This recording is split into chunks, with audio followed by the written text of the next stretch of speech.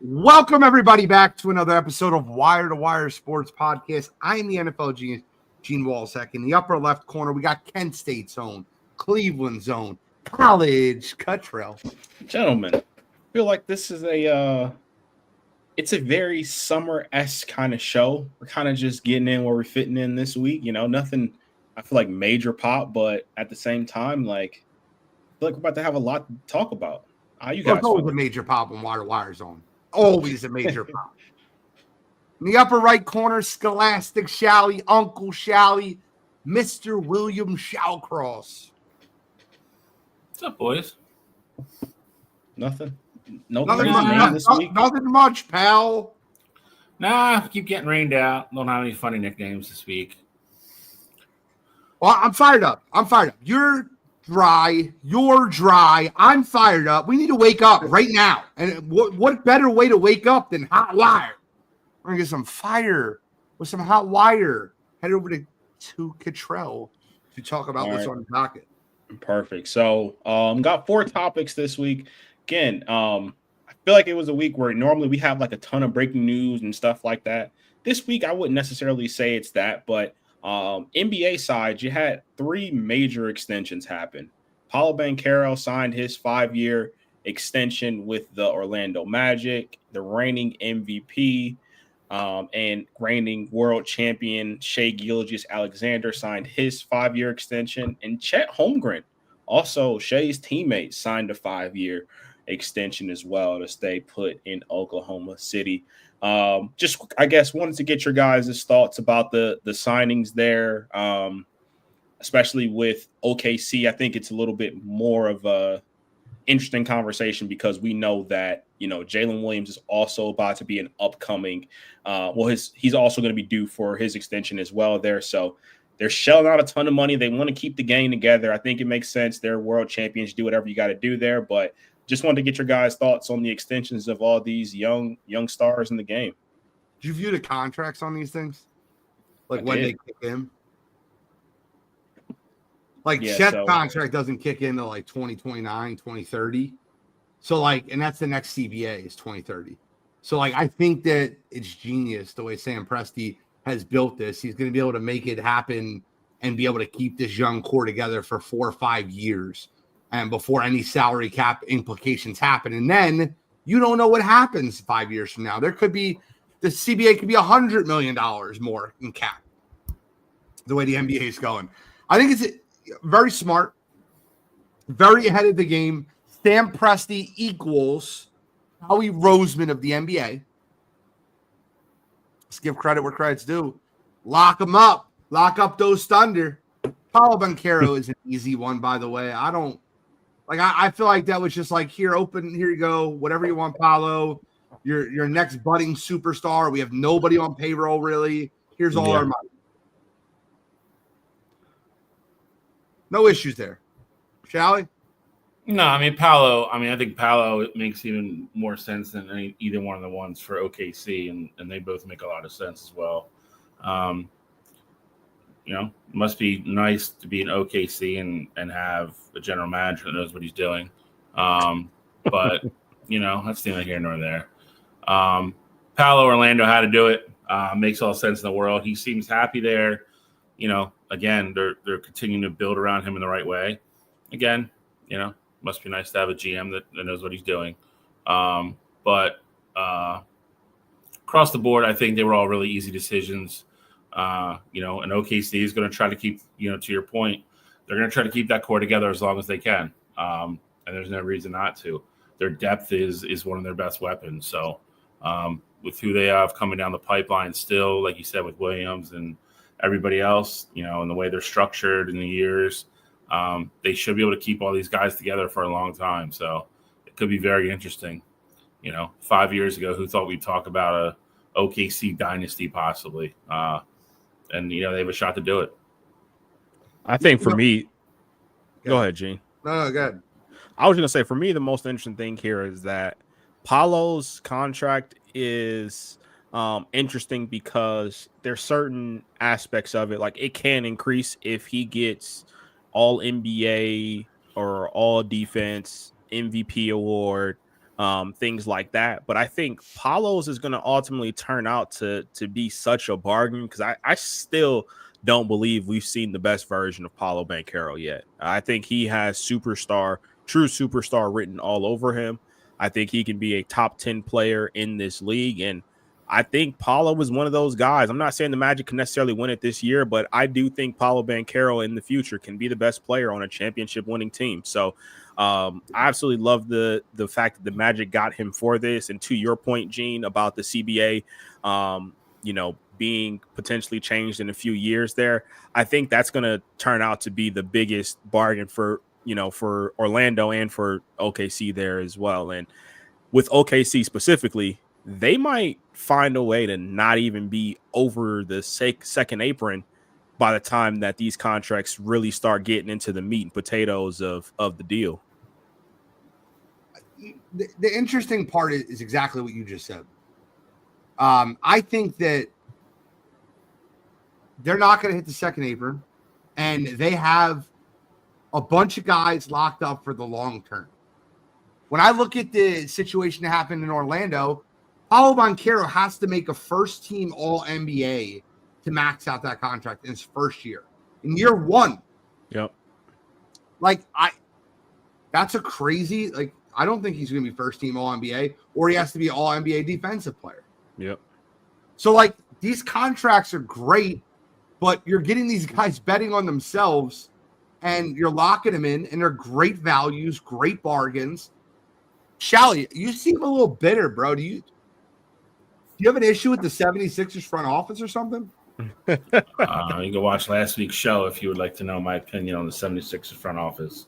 Trying to stay positive, Shally, today. Listen, you look around the NBA right now, though, and it was funny. I saw there was a thing on Twitter, and it was like all the moves that every team had done for the offseason, and you looked at the Sixers, and it was embarrassing. It was absolutely embarrassing. So you got Eric Gordon back. Yeah, Eric Gordon and Kyle Lowry. Let me wet my pants. Super excited over here. I see the same list. The Warriors have still not made a move. Somebody needs to wake them up, let them know free agency has started. I agree, but it's like, Steph Curry shows up for work. Jimmy Butler shows up for work. So, they're already ahead of the game because Joel Embiid might stay home and, play NCAA football for the first, third of the season. Paul George gets a paper cut. He's down for at least a month. It's real interesting times here in Philly. So, well, I'm looking forward to the NBA, the groups. We're in with Boston, Detroit, Orlando, and Brooklyn and Philadelphia for the NBA Cup. We probably won't even beat Brooklyn. No, probably not. We'll see. But I was going to say, I think that's really it for the extension as far as the extensions goes. But we will move over to the MLB here. Clayton Kershaw made a little bit of history. He's etched his name in stone as another pitcher to get 3,000 career strikeouts. And he is only the fourth left-handed pitcher to do so. You have Randy Johnson, Steve Carlton, CC Sabathia being the only other three to do so. So he joins that company there. Wanted to bring this up to kind of get your guys' reactions to it. Obviously, the MLB is in a different place. Like we talk about, certain guys getting to other milestones. Like, will we see guys get 600 home runs again? Like, will we see guys get up to 300 wins again? Things like that. So for Clayton Kershaw, especially as a lefty, to get up to 3K, again, just want to see your guys' reactions. Do you think we're going to see another 3K strikeout performance anytime? Well, I shouldn't say anytime soon, but anybody in the league right now, do you believe they can do that? And just your thoughts on the feat. I think there's a guy in the league that can do it. Paul Skeens. The way he's mowing people down, he stays healthy and stays in the league for a while. Paul Skeens. Zach Wheeler's another one that's been mowing people down, but he lost so many years at the beginning of his career due to injury. So that'll be interesting to see how that plays out. But yeah, Paul Skeens is the guy that first comes to mind. I'll say this, and just for a fun debate topic, I'd love to get Shally's take on the strikeout thing. I would love to do a start bench cut with those four names that you just mentioned. We can just cut two of them, like start bench cut. All-time careers. It is. I mean, Skeens is the obvious name. I just don't know who's still pitching that's close. I don't think Wheeler's within striking distance. And like you said, with a couple of the years he left, he lost, and he's only going to pitch this year, next year, and the year after, he'd have to be within probably around 500 right now to get there. I don't know where DeGrom is. Again, a guy that had a ton, but he lost pretty much the last 2 years. I got you. I put it out for you. Let me read it to you. Verlander might be close. Verlander's over already. He's got 3,400. All right. Verlander's there. Scherzer's there. Clayton Kershaw just got there. Chris Sale's 500 strikeouts away. I don't think he gets there. It's a lot of strikeouts. I don't know how many years he's got. I mean, he gets there. He's still pitching like a Cy Young. That's 3 years conservative. I say he gets there. Garrett Cole is 2251. Depends on what he looks like when he gets back. If I gave you number 6, you would never get it. Charlie Morton is number 6. 2131. He is like 87. Forever. So yeah, exactly. He's not going to get there. And then after Yu Darvish, Kevin Gausman, Sonny Gray, Aaron Nola. No, none of those guys are going to get there. I mean, you look at. I mean, again, you look at how well Nola's pitched over his career and how much of an innings eater he's been, and he's not going to get there. It's hard to do. It's why it's one of those things like Cottrell said. It's one of those magic numbers in baseball. It's really hard to get there. You got to be really good. You got to be really good for really long, and you got to stay healthy. I mean, the scary thing. 1,700, so he's not getting there. Who? Wheeler's 35 years old and he has 1,700. He's not good. So I mean, he'll probably up around. I mean, he'll break 2,000, which is still a great number. But again, you're talking about the all-time greats. It's way up there. And you really got to think Clayton's last 4 or 5 years have all been kind of injury ridden to some degree with his back and everything. If he could have stayed healthy for all that, I mean, I don't know where he was. I mean, he is absolutely, of our generation, he's absolutely one of the best, if not, the best regular season pitcher. Yep. Yeah, add regular season pitcher to that.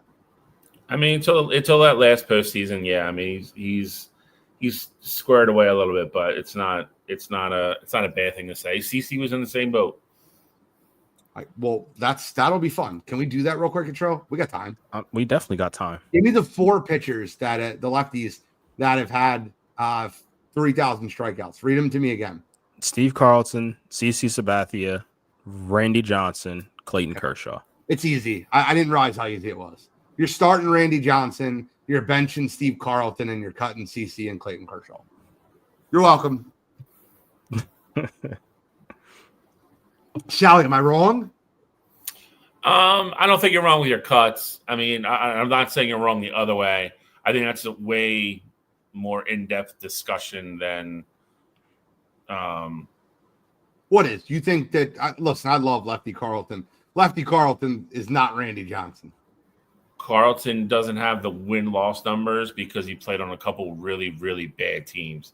Like, think of Paul Skeens right now. And Carlton had 2 or 3 of those years in his prime. The same thing where he couldn't win a game and he had an ERA of like 2. And he was striking out 12 guys a game because the Phillies couldn't score a run. And again, if you go Randy, you're not wrong. I'm just saying if somebody really put up an argument for Carlton, like it's an interesting discussion. I didn't realize how easy it would be, though, to rank that. The cuts are cuts. I mean, listen. Like CC, you didn't even have to think about it. Like it's no. CC got.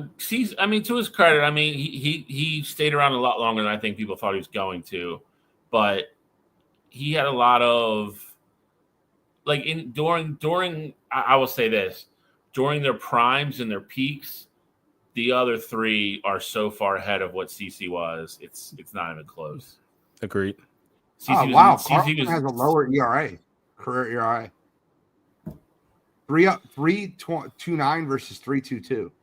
Randy Johnson 3.29, Carlton 3.22. Didn't expect that. Randy's got 700 more strikeouts. Randy's got 5 Cy Youngs. Carlton's got 4. They both have 2 World Series rings. They're both Hall of Famers. Carlton's got a Gold Glove. Randy does not have a Gold Glove. If you watch Randy Johnson field the middle, you would never think Gold Glove. He's too big to field the How middle. about this? Ready? Steve Carlton had 144 pickoffs. That's insane. It's way more of a discussion, like I said. Yeah, you're right. Pitched 2 more seasons, has 23 more wins. Carlton. 323, 303. Yeah, I would probably take Carlton. That's interesting. What are you doing, Cottrell? I mean, I think Carlton was done before Cottrell was even born. I was about to say, I think Randy, you guys know that Randy Johnson is my favorite baseball player of all time. So you know I'm keeping Randy.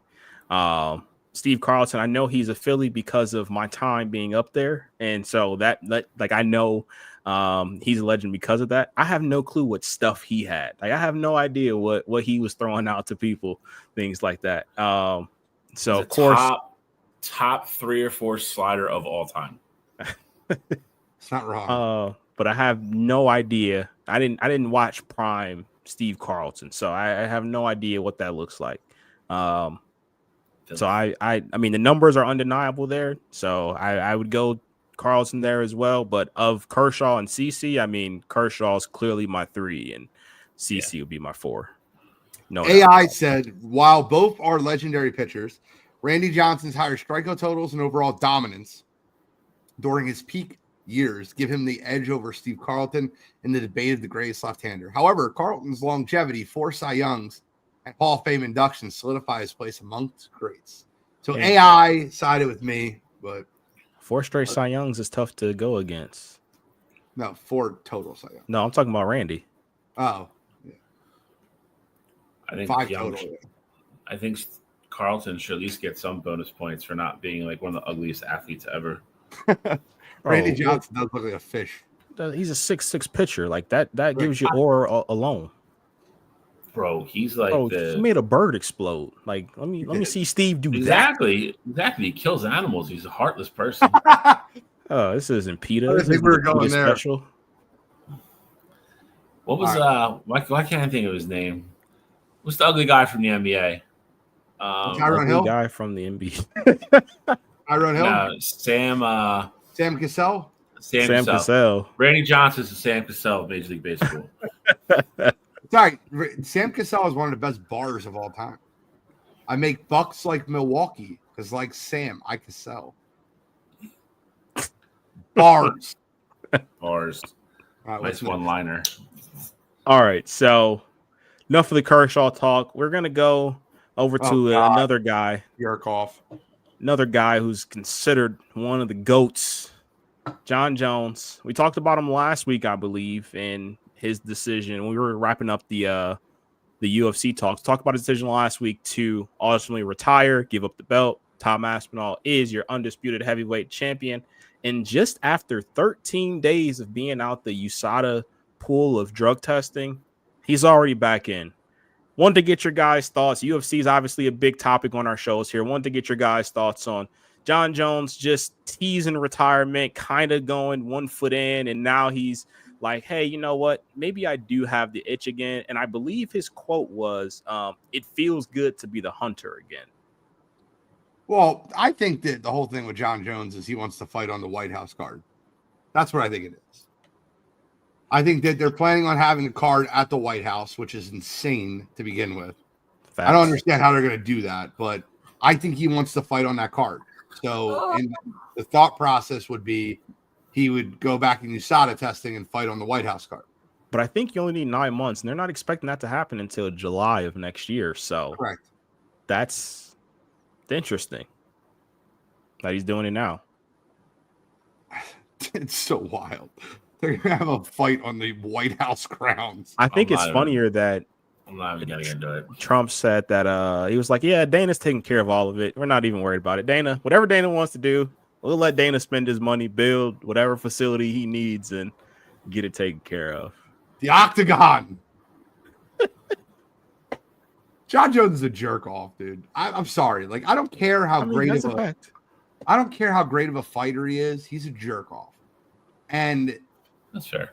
I don't know, man. I waste way too much time in life talking about John Jones's dumbass decisions. And like the worst part is I have to admit how great he is.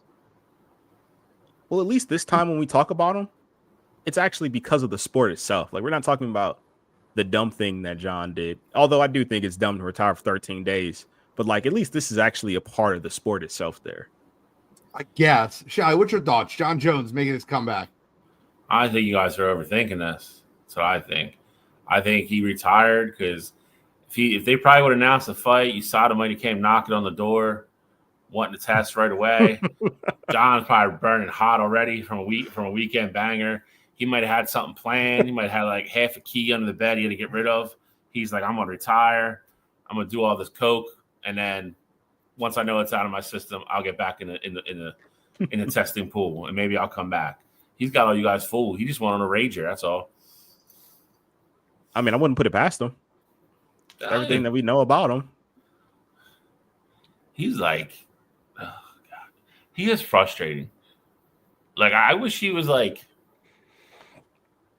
as good as he was, but he had like the temperament of like, I don't know, some like cool, laid back, elite guy. But he is kind of a jerk off, so he's frustrating as a human being. By the way, prayers up for Randy Couture. Speaking of UFC, did see that got life flighted for after a single car accident. Who? Randy Couture. Jeez. But I mean, it's a pro stock car race, so I think he's racing a car, and I think he crashed it. Hopefully, he Earnhardt it.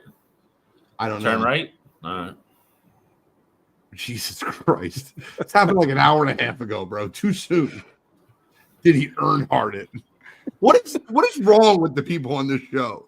Don't say the people. That's Bill. That's all Bill. No, bro. Your Alex Smith conversation. Yeah. Bro, you guys are because he almost lost his leg? Fuck him. He played like shit. Yep, exactly. Oh, think they're going to Randy Couture's bedside giving him a trophy for the win? No, not giving him a trophy. Really not. You crossed the finish line. DNF. Exactly. Exactly. Did not finish. NFL do the same thing. Not giving participation trophies out here. You want it, you got to earn it. All right, let's move over to the NFL. All right, gents. This is something I've wanted to do since this morning. I looked at it this morning, and I got to be honest with you. I had the weirdest conversation this morning with my buddy Tony. So I don't want Bill to be influenced here. Okay. I'm going to read. I got the full list here, Gene, the same list you guys went over earlier. I'll read it off. I want Bill to react, and then I want you to speak what was said earlier. Yep. This is a list of weapons around the NFL. They are ranked 32-1, and obviously guns or like offensive running backs, wide receivers, tight ends. That's it. Yep, that is it. Kind of a conversation. Arsenals. All right, go ahead. All right, so I'm going to fly through these here pretty quick. I'll slow down a little bit once we get closer to the top 10. Number 32, you have the Tennessee Titans. Number 31, you have the Carolina Panthers. Number 30, you have the New England Patriots. Stop. Do we need to talk about anybody outside the top 10? Like, did somebody get like criminally like underrated? Yes. I mean, yes. You have some. Okay, fair. Good. Keep going. You have some people kind of out there. Okay. All right. Number 30, New England Patriots. Number 29, Cleveland Browns. Number 28, Buffalo Bills. Number 27, New York Jets. 26, New York Giants. 25, Chicago Bears. 24, New Orleans Saints. Pause.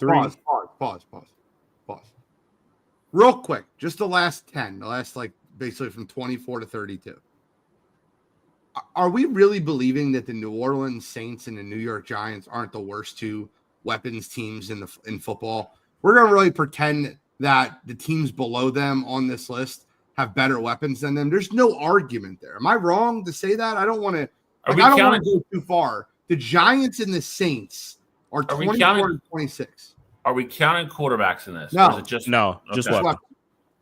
I mean, I don't think the Saints are. I mean, I think they're bad. I mean, you still got Olave. Olave. I mean, Olave's your boy, bro. I think they're better than. You can't be better than ranking Titans that and low. Patriots. I think they're better than Titans and Patriots in my book. I think the Titans don't have terrible weapons. And didn't the Bears? Did The Bears being sign, that low is crazy to me. Didn't they just sign a running back too? No, the Bears have DeAndre Swift as their running back. They got Roma Dunze, DJ Moore. They drafted Luther Burden. They still have They drafted Colston. They got Colston and they got Cole Kmet. I don't think the Titans are that bad with Lockett. I really don't. Lockett's over the hill. If Lockett's the first thing you say, like I'm taking Olave over Lockett. I'm just saying they brought Lockett in. Like you have Lockett, you have Calvin Ridley, you have Tony Pollard, Tajay Spears, Treylon Burks. I don't think they're terrible. Treylon stinks. I'm Calvin taking Ridley Olave out of Jacksonville. Yeah, come on, bro. I'm taking Olave over their number one. I take Shaheed over their number two. Like I'm taking Neighbors and Wilson over anybody on that team. Okay, let's continue. I just wanted to. I think Chicago's too low though. I think Chicago is definitely too low. All right, so I'll go. Cardinals are, bro. The Cardinals are 15. All right, so we got there. I'll go over the next. So they've Harrison, Trey McBride, James Conner. I thought they signed a wide receiver. I don't think they signed a wide receiver. Maybe not. I could be wrong. They have Michael Wilson, who was there last year. Nobody great. Wilson, Marvin Harrison, James Conner, Trey McBride. Not top 15. No, they're not. But I'll go over the next 10 here. We stopped at the Saints. Number 23, you got the Denver Broncos. Number 22, the Los Angeles Chargers. Number 21, the Pittsburgh Steelers. Number 20, Las Vegas Raiders. Number 19, Seattle Seahawks. Number 18, Jacksonville Jaguars.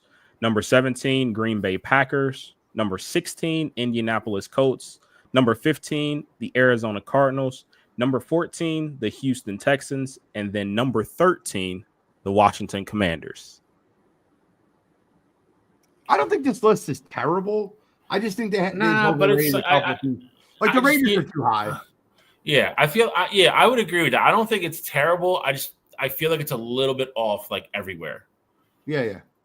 And I think I'm looking at the Indianapolis Colts, and it's like, I like Jonathan Taylor and Michael Pittman Jr. is fine. Like, don't get me wrong, but like 16, like when you got, in my opinion, we talked about the Broncos were higher. Who else was below them? I like Alec Pierce too, bro. Chicago Bears. Like I think Chicago, like the Bears are better than what the Colts are. Weapon wise. I think the Bears are close, but like Michael Pittman, Alec Pierce, they drafted Tyler Warren, who I think is the best tight end in this draft. Jonathan Taylor. I don't think that's bad. I don't think they're overranked. Alec Pierce. I mean, am I taking Alec Pierce or am I taking Rome Odunze? He was, but like, are you taking Alec over Rome? No. Are you taking? I mean, of what you know, are you taking Alec over Luther Burden or what Luther Burden could be? Yes. Oof. For me, I think Colston. I know like the quarterbacks don't play in as in like adding to the list, but like again, like as much as Caleb struggled, like I will still take Kalen getting them the ball than I'm going to assume Anthony Richardson getting anybody the ball in Indianapolis. So it's like that's tough for me. Okay. All right. So this is read the top 12. What was Jacksonville? 18. Jacksonville was at. They're not too high. Brian Thomas Jr. is now like a top 15 receiver in the NFL. They got Travis Hunter. I think that they're not too high. I like. And they have ETN, and who's the other guy? Tank Bigsby. Tank. I think 18 is too low for them, dude. I would take them over some of these other teams. Oh, you would take them higher? I think you were saying they're too high. I think they're properly rated. I think they should probably be a little higher. De'Ami Brown. You say it out. You say it when you say it out loud. Like, I mean, I could make the argument that they should be higher than the Cardinals. Like, agreed. You talk about the Cardinals being too high. So I mean, the Cardinals are too high, though. Yeah, no, for sure. I bet if you swap the Bears and the Cardinals, I would be fine with the list. Yeah, and then move the Raiders down because that's ridiculous. Yeah, the Raiders being that high is crazy. Left. Is Madison still their starting running back? Who? Madison? Ashton Genty is the starting running back for the Raiders. Oh, yeah. Okay, so rookie. And Bowers, rookie, and then they got Mayer. and then Jacoby Myers and a bag of Doritos at wide receiver. They should be like 25th. I agree. All right. So here's where I think it gets interesting. Can we go slow by slow and just go one by one from 12 to 1? And Shad, I want you to tell me if you think they're properly rated, overrated, or underrated. And we said Washington was 13. Washington was at 13. There's already one team I know that's going to come up here that's already bullshit. Okay. The Kansas City Chiefs are number 12. I don't think they should be ahead of Washington. I agree. I mean, they Patrick Mahomes, but he doesn't factor into this list. No, he doesn't. So. That's the whole point. So, Shally, I'm going to ask you a question real quick. I asked this question earlier. I wanted your natural opinion before I ask. Yep. Do you think Isaiah Pacheco is the top 20 running back in football? Top 20? I don't think he is. I think he's bottom 10. Well, to be clear, you don't think he's a top 10 running back, correct? Yeah, he's not top 10. Okay. I actually think if he stayed healthy, he's probably like 17 to 20. Like, I don't know if I can name 10 worse running backs. But can you name? I can name 19 better. Yeah, I'm agreeing with you that he's in that neighborhood. I don't think he's 25 to 30. Rashee Rice, a top 20 receiver in football. No. Okay, so now you have Travis Kelce, who at his age right now, who's on the he's back still end. a top 10 tight end, but he's not top 5 anymore. No, and there's a gap there. So yeah, I agree with that. They're so overrated on this list. Like if I lined them up versus the Chiefs, if you just moved positional players, the Chiefs are a million times better if you give them Swift, Adunze, DJ Moore, and Luther Burden. Agreed. You should have And said you they were got Washington. Colston Loveland and Cole Kmet. Yeah, if you gave Kansas City Washington's weapons, that would be a scary offense with Patrick Mahomes. Okay, just making sure we're on the same page. Who's 11? Number 11, you have the Dallas Cowboys. I knew it was coming. Move them down. I actually think 11 is properly rated, and if I'm being honest with you, if they're anything, they're underrated. You have CeeDee Lamb, George Pickens. You have two very good tight ends in Ferguson and Schumacher. Yeah, you're right. They don't have a running back room. I agree with you, but they have no running back. You have a diva who knows what you're getting out of wide receiver 2, and you have an elite top of the food chain wide receiver 1. But I brought in Javonte Williams and Miles Sanders, so you can't say no running back room. Like sure I think that's better. I think that's better than what they had last year with Rico Dowdle and Ezekiel Elliott. Yeah, but they were the worst running team in the NFL last year. So what the hell? Rico Dowdle might have had more yards than Miles Sanders and Javonte Williams combined last year. That's factual, but that's because he was the only running back in Dallas. Okay, so, I mean, Javonte Williams lost his job to a 6th-round pick, and Jaleel McLaughlin. So we're kind of saying the same thing here. Okay. Just saying it different ways. I think if you're going collectively, I agree with you. If you put Washington and Dallas next to each other, CD's obviously number 1. Yep. But then the rest of Washington, the rest of Washington's receiving core as a whole, I'm taking over George Pickens. I think Deebo Samuel stinks. I don't. I'm taking George Pickens. I don't think Deebo is fat Deebo. I don't know. He's kind of fat Deebo. I'm with you in that I'm not one of these fantasy people that thinks Deebo is like a top 10 guy. He's not. But when you're adding him to what they have there, you're not taking Pickens over Deebo, bro. Who do you think has better numbers this year? Pickens, 100%. I'll go Deebo. Pickens is on a contract year. And he's definitively a number 2 on that team. And Debo's definitively a number 2 on his team. Debo's been number 2 his whole career. And he's still putting up numbers. Terry McLaurin's a top 10 receiver in football. I don't know. I don't know what the end. I'm not with the end. I don't know about the end. I'm not with the end. But they can also get him the ball different ways, which is what they did in San Francisco. I would take both Dallas's tight ends over any tight end over Zach Ertz. I'll take Ferguson over Ertz. I ain't taking Schumacher over Ertz. All right, let's go 10. Who's 10? Miami Dolphins are number 10. I can see that. It's no problem. You have 2 elite wideouts, and I mean, Chain is I have no issue there, but I'm curious because I'm going over these just like you. Because I think A-Chan is a top 10 running back in 15. football, top 15. Yeah, I think he has the potential to be a top 10. Receiving core wise, I think they're up there. Yeah, I agree. 10, the 10's fine for me. There's 9 one name on this list. There's one name in this top 10 that is absolutely absurd. I almost threw up when I heard it, and it's so high up. It's like when you hear it, I won't say anything, but when you hear it, you'll collectively go, what? 9 is the Atlanta Falcons. No issues. That's probably a little too high, but yeah, keep probably, but no issues. Number 8, the Baltimore Ravens. No issues. No, not with Derrick Henry. Number 7, the Tampa Bay Buccaneers. Definitely could be higher. I might have them 3. I hear you. Like I could get them high.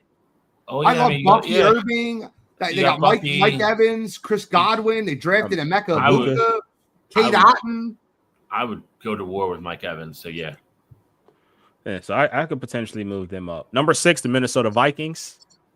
That's Jetta's thing. Jetta's, Hawkinson, Jordan Addison, Aaron Jones. Yeah, of course. That's fine. Yeah. Probably should be a little lower, but yeah, they're top 10 though. I like them where they're at. Number 5, the Los Angeles Rams. Puka, Devontae Adams, Kyron. I mean, Terrence Ferguson in the draft. I think if we're assuming we're getting 75% of what Devontae used to be in a committed Devontae with Puka, and I think Kyron Williams is one of the most underrated running backs in football, then yeah. I agree. I think I got to your confusion, Gene. Yeah. Oh boy. The San Francisco 49ers. There we go. 4. San Francisco 49ers. So who's still there? So hold on. Ayuk's still there. Ayuk off an ACL. Pearsall, Jawan Jennings, Kittle, and ACL McCaffrey or Achilles McCaffrey. Not even top 20. I mean, they're top 20, but they're not number 4. Kittle and who? All right. Well, again, C-Mac off an Achilles and Ayuk off an ACL. No way you can have them at 4. I'm not saying they should be at 4. I'm just saying they shouldn't be at 20. If they are all healthy, it's probably 12, still maybe? top 12. Yeah. Maybe they don't have all healthy.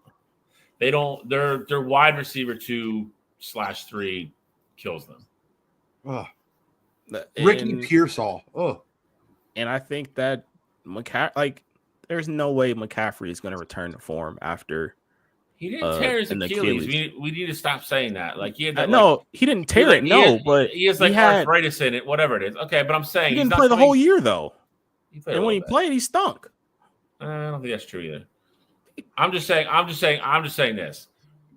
We're talking about like he came off an Achilles tear, and that's not what he's coming off of. That's all I'm saying. I'm agreeing with you. 4 is ridiculous. I'd almost argue that this is worse. I agree with Cottrell. He has Achilles tendonitis in both Achilles. Not 1, 2. He went to a specialist in Germany to figure out what the hell was wrong with his feet. He's Todd Gurley after when Todd Gurley fell off a cliff. Yeah, he's way better than Todd Gurley. We keep going. I mean, he was way better than Todd Gurley. For sure. But yeah, when you have it would be one thing. You tear the Achilles, you rehab it. I know most people aren't the same after that. This is a nagging Achilles injury. Like, he may not ever be back to anywhere close to what he was. Like with an Achilles tear, like you can rehab it, you get it back, you put your splints in there, you get up and going. This, you might not ever get this back. I agree. Or it could just be fine as tendonitis. Keep going. Number 3, you have the Cincinnati Bengals. Number 2, you have the Detroit Lions. And number 1, you have the Philadelphia Eagles. Top 3 are fine. There's no issues. You can change them if you want. I don't mind if you change them, but I think the top 3 are the top 3. Yeah, I probably would switch Bengals and Lions, but no issues. No issues. That's tough. It depends what you value. I mean, Chase is better than Angel Reese checking in, thanking RJ for his love and support. Oh, Christ. Please do inbox for more services. RJ tagging his wife. But Gibbs is definitely better than Brown. And you go down the line, it's close. For sure. I mean, Sonic and Knuckles. You got Amon-Ra, Jameson. I'm fine with it. It's fine. Whoa! Stop doing that on the podcast. Mute yourself. I don't want to hear it. Like, nah. These late nights. And the Eagles being one, no issue. Eagles should be one. With Dallas Goedert, A.J. Brown, Devontae Smith, Saquon Barkley, no issues there. Jahan. You still got Jahan? Or did you replace him? Yep, John's our 3. Yeah, that's ridiculous. Dude, I'm not Angel. I'm not. No, stop this. Well, that was it for the hot wire. Go ahead, give the baton back to Eugene. Where we headed? We're at MLB All-Star Game. And listen, I want to talk about the home run derby participants first before we get into the All-Star Game. Shall we? Yes, sir. Have you seen the MLB home run derby odds? I've not seen the odds, no. Okay, so I'll be very clear when I say this. There is one I love where there's a sleeper in this list. Okay, there's an absolute sleeper in this list. I don't even know if they have odds out there yet. I actually looked earlier because I wanted to see, if anybody else been added, besides the 6. And if you're kind of like in the casual category of baseball, there's going to be some people on the home run derby you probably don't know who they are. So right now you have Acuna, Cal Riley, James Wood. Love that for James Wood. Byron Buxton, which is crazy that Buxton's on this list. Junior Caminero from the Rays. And then my sleeper to win it all, the guy that has broken the record for hardest hit ball twice. Broke the record and then broke his own record. I'm taking O'Neal Cruz. So I wish Cal Riley wasn't doing this.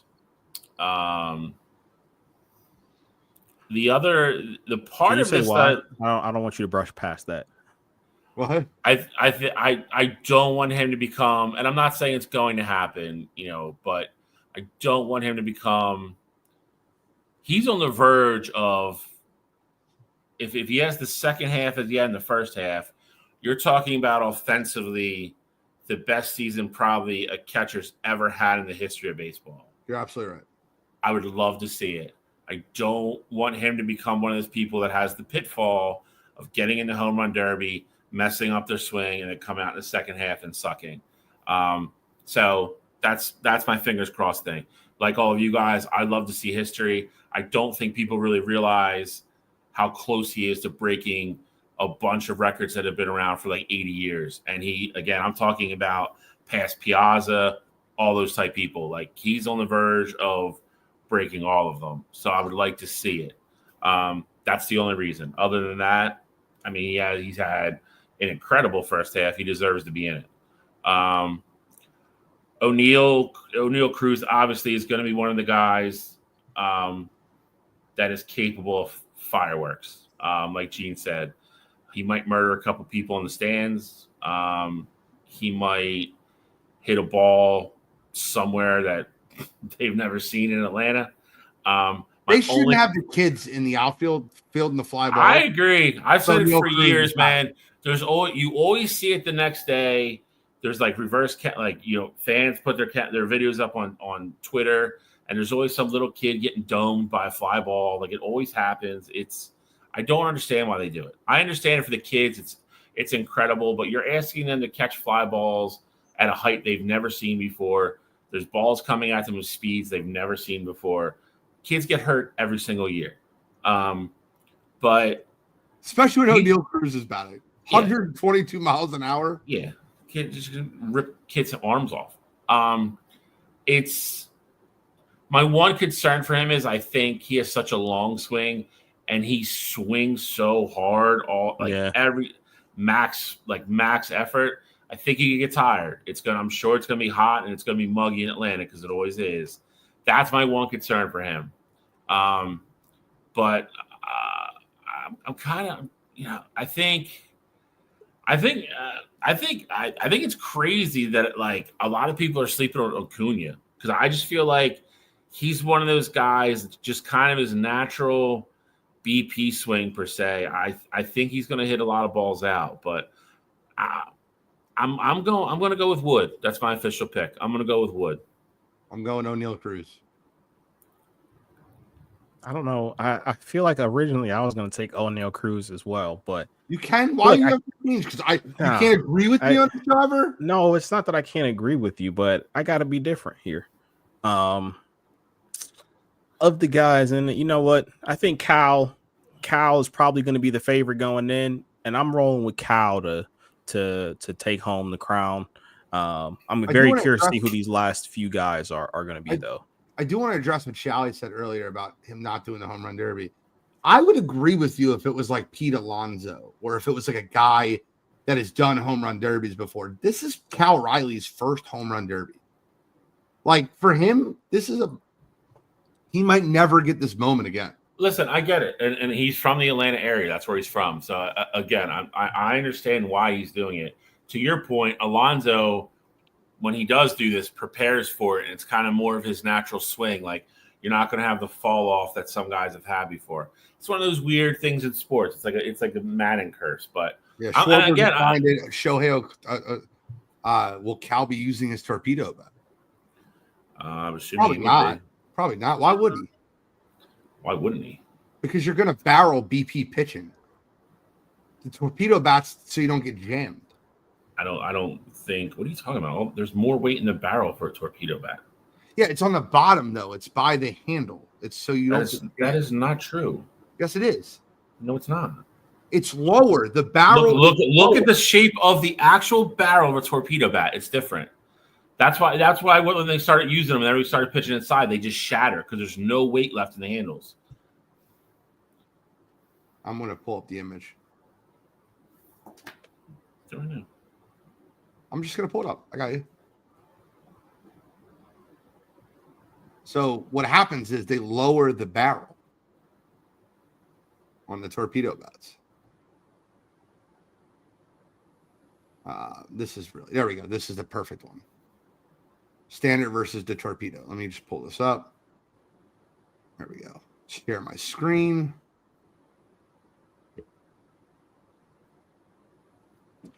This is the difference in the bats for the torpedo. You see where the lower part of the barrel is on the torpedo bat. It's right, you can hit the ball here. Whereas standardly on this bat, you're essentially cracking your bat. This is getting jammed. Where the barrel of this bat is right in the middle, basically getting jammed. You never want to hit a ball on a wooden bat below the whatchamacallit. The line. Label. Yeah, of course. That's not label. That's anything. So, right. So you can't show where I'm going to point, but the label, like from the bottom one, the label is where that bottom dot is. I follow what you're saying, but what they did is they took the barrel, the top, and they lowered it to here. The top on the barrel itself, the sweet spot is bigger. You've less margin for error. I understand what you're saying with that, but you have a greater hitting area now in the barrel of the sweet spot with torpedo bats. All right. Well, RJ, a torpedo bat will not help your bat speed. No, it's not. So, who you want to see fill those last couple spots? I think there's 3 spots left. Well, Ellie turned it down. I would love to see Ellie. But he's not doing it. Schwarber's not doing it. I would also love to see Ellie. I would love to see Elliott. Kyle Tucker would be somebody I would love to see do it. I think he's got a sweet left-handed swing. Honestly, I don't think he wants to mess with his swing. I get it. Pull up the rosters. I got you. Julio's another one. Love Julio. I mean, obviously you've Vlad. Ryan O'Hearn. Eugenio, your boy Eugenio. About time. It's a joke. By the way, this is a joke. There's a couple of things that I'm glad you have the whole roster up because Juan Soto, we were talking about last week, debatably not starter. Starter. He's not even on the roster. Trey Turner batting 300, having number 1 stats hitting for all shortstops is not on the roster. He's 1 or 2 in every offensive category for shortstops. He didn't make the team. It's a joke. I mean, I think it's. Do we all agree that they need to take away the every team gets a representative? You two agree. I do not. Okay, you don't agree with that? I forgot. I couldn't remember where we were. I know we had the debate before, but I couldn't remember where we had this argument the last 2 years. This is going to be again. This is going to be no matter how you slice it, you're going to have snubs every year. There's no way around it unless you want to make the rosters 60 people long. Listen. Is Soto having a good year? Yeah, he's not having a great year. He's hitting like 250. Like it's like Trey Turner is by far the most criminal on the National League side, and it's not even close. And why didn't Trey Turner make it? Well, Mookie or whoever got voted in by the fans, and then Mookie's not the problem. Who's the backup shortstop? Do they go actually by position, or they just go straight infield? Ellie and Lindor and Ellie.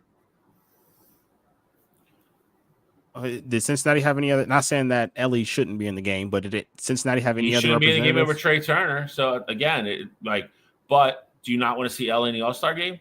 It's the same decisions every year. So it's literally there's too many good players in the league now where you're just mathematically going to have people that get snubbed every year. It's the same thing in the NBA, and they don't have. Do they have that rule? No. And we talk about that every year. We talk about every snubs, year. yeah, but it's never. Okay, we're never talking about the snub for a player that shouldn't make it. Who doesn't deserve to be there? I'll tell you one person doesn't. Hunter Goodman doesn't deserve to be there, but he's not helping my cause as far as. But he doesn't. Just to be clear, the Rockies' lone representative, Hunter Goodman. Get the hell out of here with that bullshit. There's snubs every year in every sport. We talk about snubs, but it's correct. But in the NBA, there's just as egregious snubs every year. In the NBA, there's no way around it. We're not going to have to talk about a guy who's averaging 30 a game not being an all-star. That's just not going to happen. You had 4 or 5 guards in the East that were all averaging 25 that should have been the all-star list, and none of them made it. And look at who made it though. Guys who were also. They might not have been averaging 25, but they were also having great seasons. They weren't just there because. Okay, it's the same thing here. So you're talking about the Colorado guy. To Gene's point, he's not going to help you. Kyle Stowers is the other one. If we're being honest, Kyle Stowers shouldn't make the list either. That's Miami's lone representative. So the NL has 2 players that are on their all-star team that are only there because they play on Miami and Colorado, and Miami doesn't have any fans anyway. So who cares? I mean, that's fair.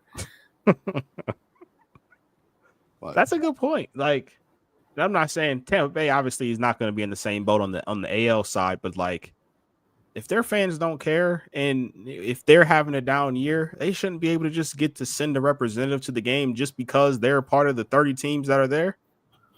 Well, I mean, the problem with Colorado and Miami is they suck. I mean, it's Miami. The Marlins are actually in 3rd. So it's third. Yeah. So I mean, it's never going to be a perfect system. I will tell you this. If you want to fix baseball, I would say you take the fan. You would take the fan part away, because then if you let the players vote for the starters, then it becomes a lot easier to fill in the fill-ins. Bro, I'm not trying to be smart when I say this. I think the WNBA has the best all-star process of they weight the fan vote, the media vote, and the players vote. I think that's so intelligent. The NBA does something similar too. I think it's a very intelligent way of doing it. The fans have a vote, but they don't have the entire vote. Yeah, definitely a good way to go about it. I will say the part that makes me absolutely sick, and this is just me as a Guardians fan, I traded for Matthew Boyd last year, and he was on the roster, and it was like, all right, well, really no low expectations for him. It was like one of those low risk, kind of high reward moves. Let him walk in the offseason for nothing. And then he goes to Chicago, and now he's an all-star game pitcher. Like, it's just absolutely crazy how this is happening. Chicago, I'm serious when I say it. Chicago's coaching staff deserves credit. There's so many guys on that team that are having career years. Like Kyle Tucker's having one of his best years, but forget that. Pete Crow Armstrong, you're talking about a guy that was a Met that they were like, yeah, he stinks. He's short. Career year. Matthew Boyd, career year.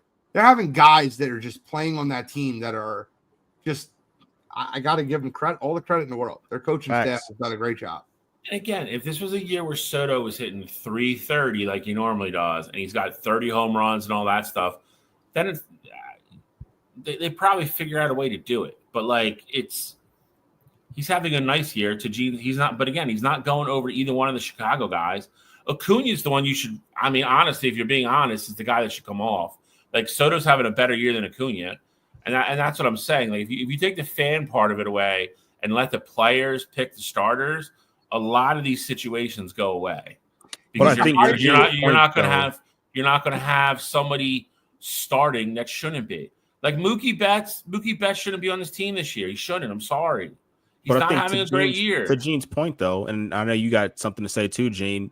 Like, if you don't have to have every representative and Juan Soto was here instead of Kyle Stowers, like, you're not having as big of an argument as what we're talking. Like, if you find a way to get Juan in, Juan Soto there, not Kyle Stowers. Yep, you find a way to get Juan in there, and of course, like, we all agree, Trey Turner was a big snub. Like, we all can agree there.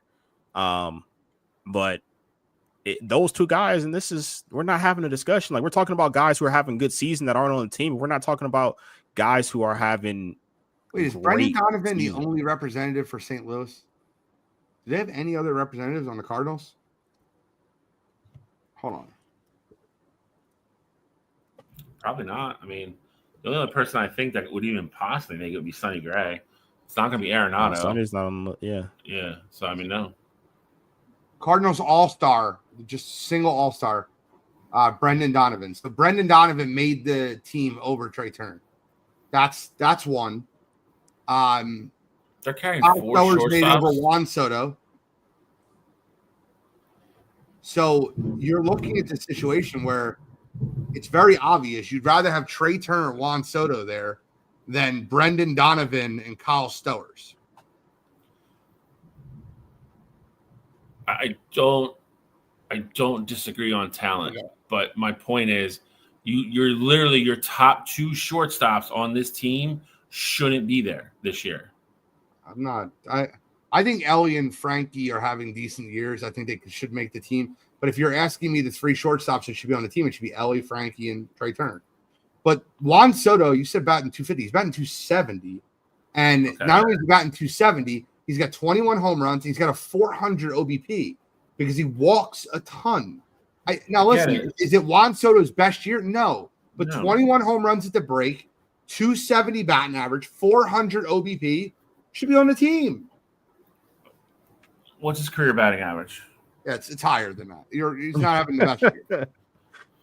I guess, Bill, my question to you. I know year. I'm not bashing Juan. I'm just saying for Juan's standards, he's not having a great year. That's not all-star standards. The highest paid player in baseball.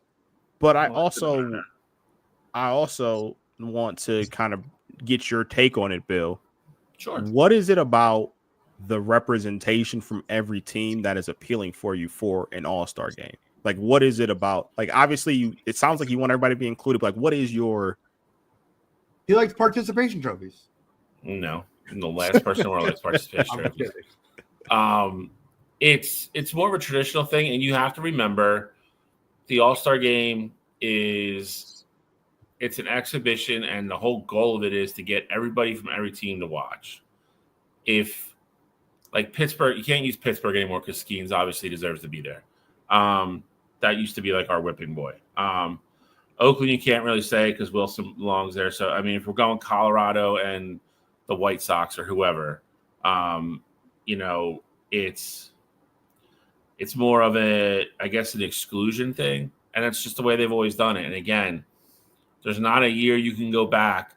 Even if you want to take those two guys out, plug in Soto and Turner, there's still a bunch of other guys that are having great years that didn't make it. Like it's an all-star game. It's what it does. It's hard. Just like the NBA, like you had Maxey and all those guys this year that were damn well deserving and they didn't make it, to their point, because sometimes you don't get voted in by fans, or to your point, Cottrell, there's guys that are just going off and having crazy years ahead of you. You know what I mean? Like look at the Chicago guys. Kyle Tucker, could we all envision him being an all-star at the beginning of this year? Absolutely. Could we envision his partner being there? No. Nobody had that this year. He just had a crazy first half. That's just it's just the way it is. It's an all-star game. It's part of it. That's why it's hard to make. That's why when you see the guys at the end of their career, when you're like, oh, that guy's a 15-time all-star, that's insanity. That means they were that good that long. Like it's tough. I disagree. But we gotta go to trivia. It's trivia time. We should make up time because you guys should rip through this. Where are we going? Comments off. Phone flipped. Hands up. Hands up, baby. All right. So since we're on the verge of one of my favorite times of the year. It's baseball or golf? Nope, neither. College football. Oh God! But congrats, Patrol. No. I kept this on an even playing field for you, Gene. Okay, I'm glad. So listen very carefully because I think you guys are gonna. This should go very quick. Okay. We're gonna do, if we get to overtime, which I'm assuming we're going to. We're gonna do it a little different though. You guys are both gonna pick. You're both gonna pick a team or a stadium, whatever you want to do. And if they're the same, if you're going to pick the same, you can do it, and we'll go to a double overtime. It's not going to be either or. So we are going top 10 stadiums in college football by capacity. Okay. I still am not going to do this. Like, I'm still not going to do well here. But I get to go first. So I'll start. What? You should be fine. Completely fine. Yeah. Okay, so I'll just start with the Big House. Number 1. I kind of figured that. So now I'll go Ohio State. Number 3. Penn State. Number 2. I'll go Texas A&M. They got to be. Kyle Fields got to be up there. Number 4. Tennessee. Neyland State. Number 6. I'll go with Brian Denny. Number 7. The Rose Bowl. That's the tricky one on here. Number 10. I'm actually like, no. UCLA uses as their home game. I'm actually surprised. That was the one I thought somebody might get stuck because UCLA uses it for their home just games. didn't know if it was big enough. It is. Like I think every stadium we've named so far is very close to 100K. So so the Rose Bowl if not is number 10. Can I just say the team? Because I don't know any of the stadiums anymore. Yeah, you don't have to name the stadium. Okay, That's fine. Okay. Number 10 is UCLA, which is Rose Bowl, which is 91,000. So 91 is the cutoff. Okay. I didn't think the Rose Bowl held that much. All right. I will go with I got a few in mind here. Take Death Valley. LSU, number 5. 2 left. All right, so can you tell me the ones that we've named so far? Sure can. Michigan, Penn State, Ohio State, Texas A&M, LSU, Tennessee, Alabama, and UCLA. We have number 8 and number 9. I didn't realize we said Alabama or not. I was just that's what I was. Brian Denny. I guess there are 2 more left, and I think they're 2 of the top teams in college football. I just don't know which direction I want to go. I hope you get this wrong because I feel like one of these 2 can't be in the top 10. So, well, the one is Alex's team, and the other one is Arch Manning. So I'll go.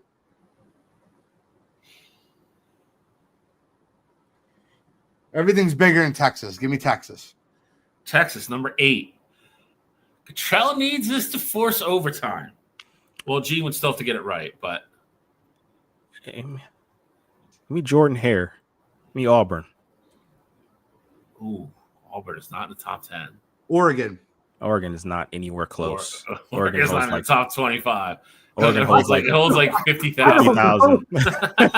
I just named teams that I know. I'm not good at this. No, I know. I knew as soon as you said Oregon, I'm like, please guess them. I know they're nowhere close. I think their max might be like 56K or something. But the other one I was going back and forth with Clemson. Clemson is not in the top 10. Georgia. Winner. Let's go. You disappoint me. Did they use the Mercedes-Benz Superdome? No, they got a home field. Sanford Stadium holds 92,746. I didn't even know that. So if I would have said the stadium, I would have lost. Number 11 was Florida. Auburn was 12. Nebraska was 13. Clemson was 14. I would have said Michigan State, and I would have been so wrong. I got 12 and 14. Okay. Notre Dame 15. Oklahoma 16. Oh my Florida God. State 17. South Carolina 18. USC 19. And Arkansas 20. If I remembered Notre Dame, I would have said Notre Dame. You want to hear the funniest thing on here? What? Guess who number 25 is? What? How many people Oregon, they got? because you just said that. No, because this is way over Oregon. Oregon's Oregon's probably not in the top 50. 68,532. This is the most misleading thing in the history of stats. Fucking Indiana? No. Virginia Tech. Temple. Oh, shit. Shit. They used the link. Because they used the link. Ah, that makes sense. I'll put my phone back over. They've never come close to filling it. I beat Cottrell in a college football. I just named big teams. That's all I said. The Oregon one is. I should have capitalized on that. For Oregon. I should have capitalized on that. I'm not kidding you, dude. I bet you Oregon's not in the top 50. No, Oregon is. I should have deducted a point for using Oregon. I don't know. I just said big teams that were relevant. When you said Texas and Oregon. I didn't even think about Texas. Georgia was one of the ones in my brain there, but I definitely was guessing Clemson, Florida, and then I would have got to Georgia. This is Georgia because they're one of my favorite teams. I just don't. I miss Temple games at UPenn. That's actually factual. That happened. And I'm actually surprised that Auburn Stadium is.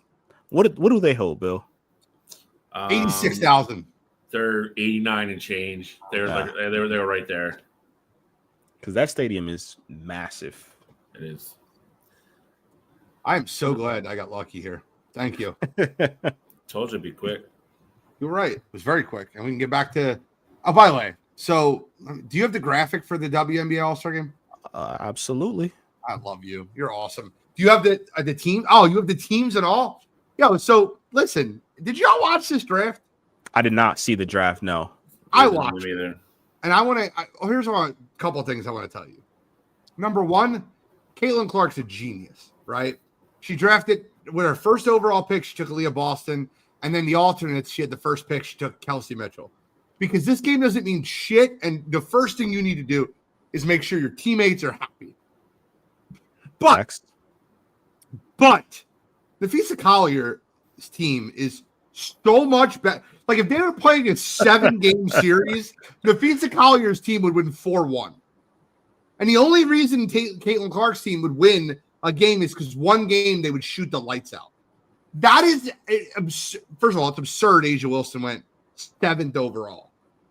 7th overall. Or I think she went, no, not 7th overall. She went 5th overall. That's absurd. But Nafisa Collier, I'd imagine that after she took Aaliyah, is Courtney a starter? No, so the stars are on the screen.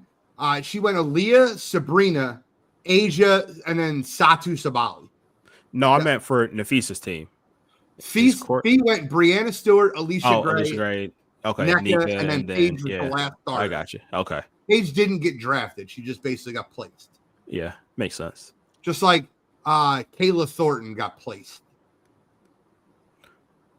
Fair enough. But what the hell was Caitlin Clark? Did Caitlin Clark realize that you have to get rebounds in an all-star game? Like, all the size, like the physicality are on the FISA Colliers team. Like, everybody that can rebound is on one team. Like, you have Asia Wilson, Aaliyah Boston, and no other big. None. There's no other big on the whole roster. Like, what do you sub one of Asia might not play now?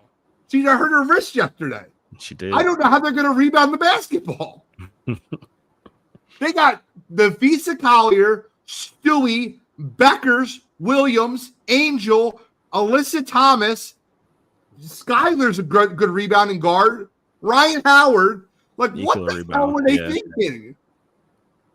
Did she realize that you need to rebound the basketball and like maybe she just thinks they're going to shoot the lights out? That's what would have to happen for Team Clark to win. Like, I'm not like trying to be weird when I say this. Like, if I still gambled, I would gamble money on Team Collier. I wonder what the opening spread. It's got to be like 8.5. But you got to also think too, though. Like, maybe, and I don't know if this is her thinking or not, but maybe her thinking was, I'm going to go with some of the younger players because, like, obviously she's got Kiki on the team. She's got other young players on her team here. Maybe she's thinking Team Collier, like, Stewie at this point, like, how many minutes is she really going to play in an all-star game at this point? Stewie's been trash recently, bro. AT, like, how many minutes is she really going to play in an all-star game? Like, maybe she want the youth side of it because she was like, I don't know how many minutes, at least with my team, like, a lot of them are going to be first-time all-stars. Like, they're going to play hard. They're going to want to win. Like, maybe that was the strategy behind everything. I guess. I did think it was interesting how you got to hear it. And if you didn't watch the draft, I guess you didn't hear it. What Caitlin said was, I need some size, so I can't take Paige. I already have Sabrina. So I'll take Satu, and I'll give you the better player in Paige. Like, that's legitimately what she said. And I thought it was very interesting how that got worded. She's like, I'll let you win this round. I'll give you Paige, but I need size, so I'll take Sabali. That was really interesting, the wording that was used. That is very interesting. I think the other thing, too, is if you got a front court of Asian Aaliyah, I mean, at that point, you don't need size. You could have just took Paige and ran the 3-guard lineup, but I get it. But on the bench, she's got to draft friggin' somebody forward. Oh, yeah, for sure. And she didn't have that as the plan. So I'm just saying, like, if you go because I'm sure they drafted their starters first there. In my mind, I'd have been like, oh, I got the 3 best guards in the game. Like, I mean, outside of, Fee, of course, but I would I don't know. I just don't like. Can we figure out what the spread is for this game? There's got to be a spread. Team Clark versus Team Collier spread. It's got to be like 8 point spread. I don't think it's up yet. Let's see. Might not. Might be too early. It's not on FanDuel. Oh my god, bro. Nafisa Collier seems the favorite at -275. So I don't know what that means for the spread. It's probably like 5. It's insane. I would bet my mortgage on Team Collier. How did they lose? I also think it's weird they only went with 11 players. I don't know why you don't just go 12 and round it off. Oh, they went with 11. You're right. They went with 11. That's wild. But that's neither here nor there. Any snubs that you thought were egregious? Not really. For me, I mean, the only one that came to mind right away was De'Erica Hamby.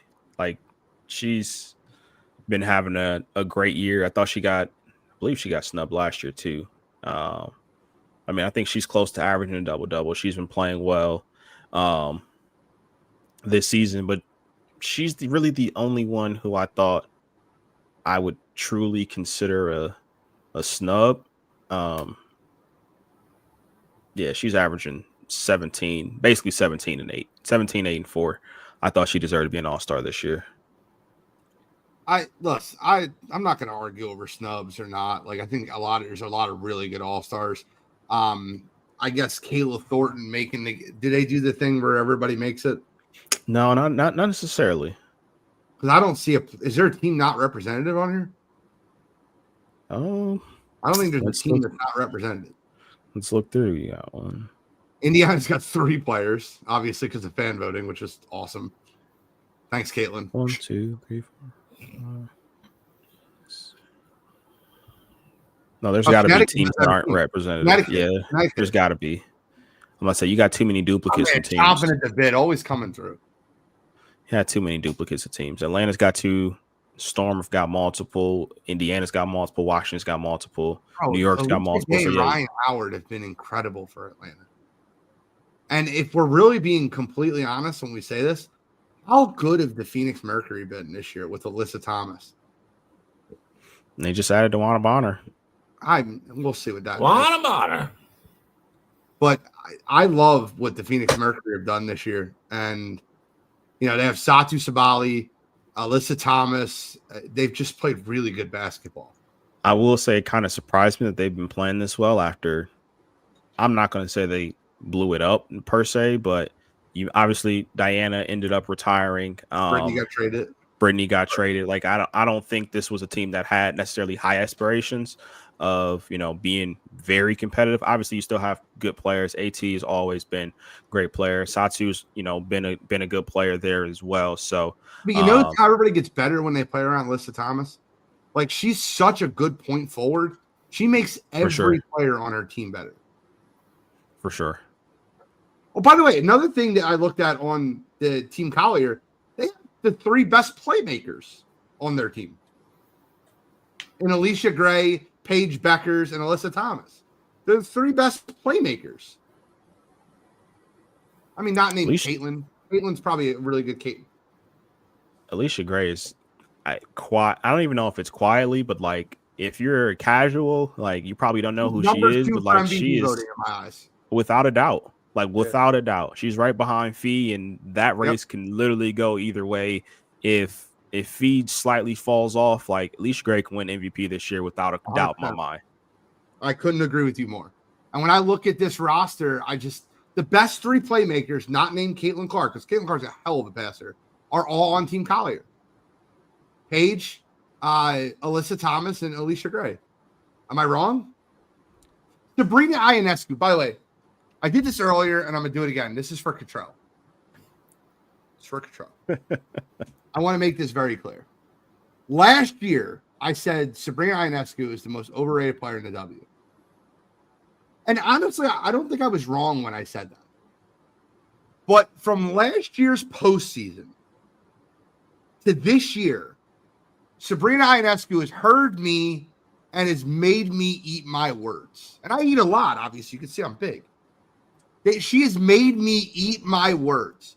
I watched her play multiple games, including the Indiana Fever Liberty game, where a lot of people talked about Caitlin Clark. That Sabrina Ionescu outscored her in that game. Caitlin had the 32-point triple-double, which was incredible, but you don't remember Sabrina had more points.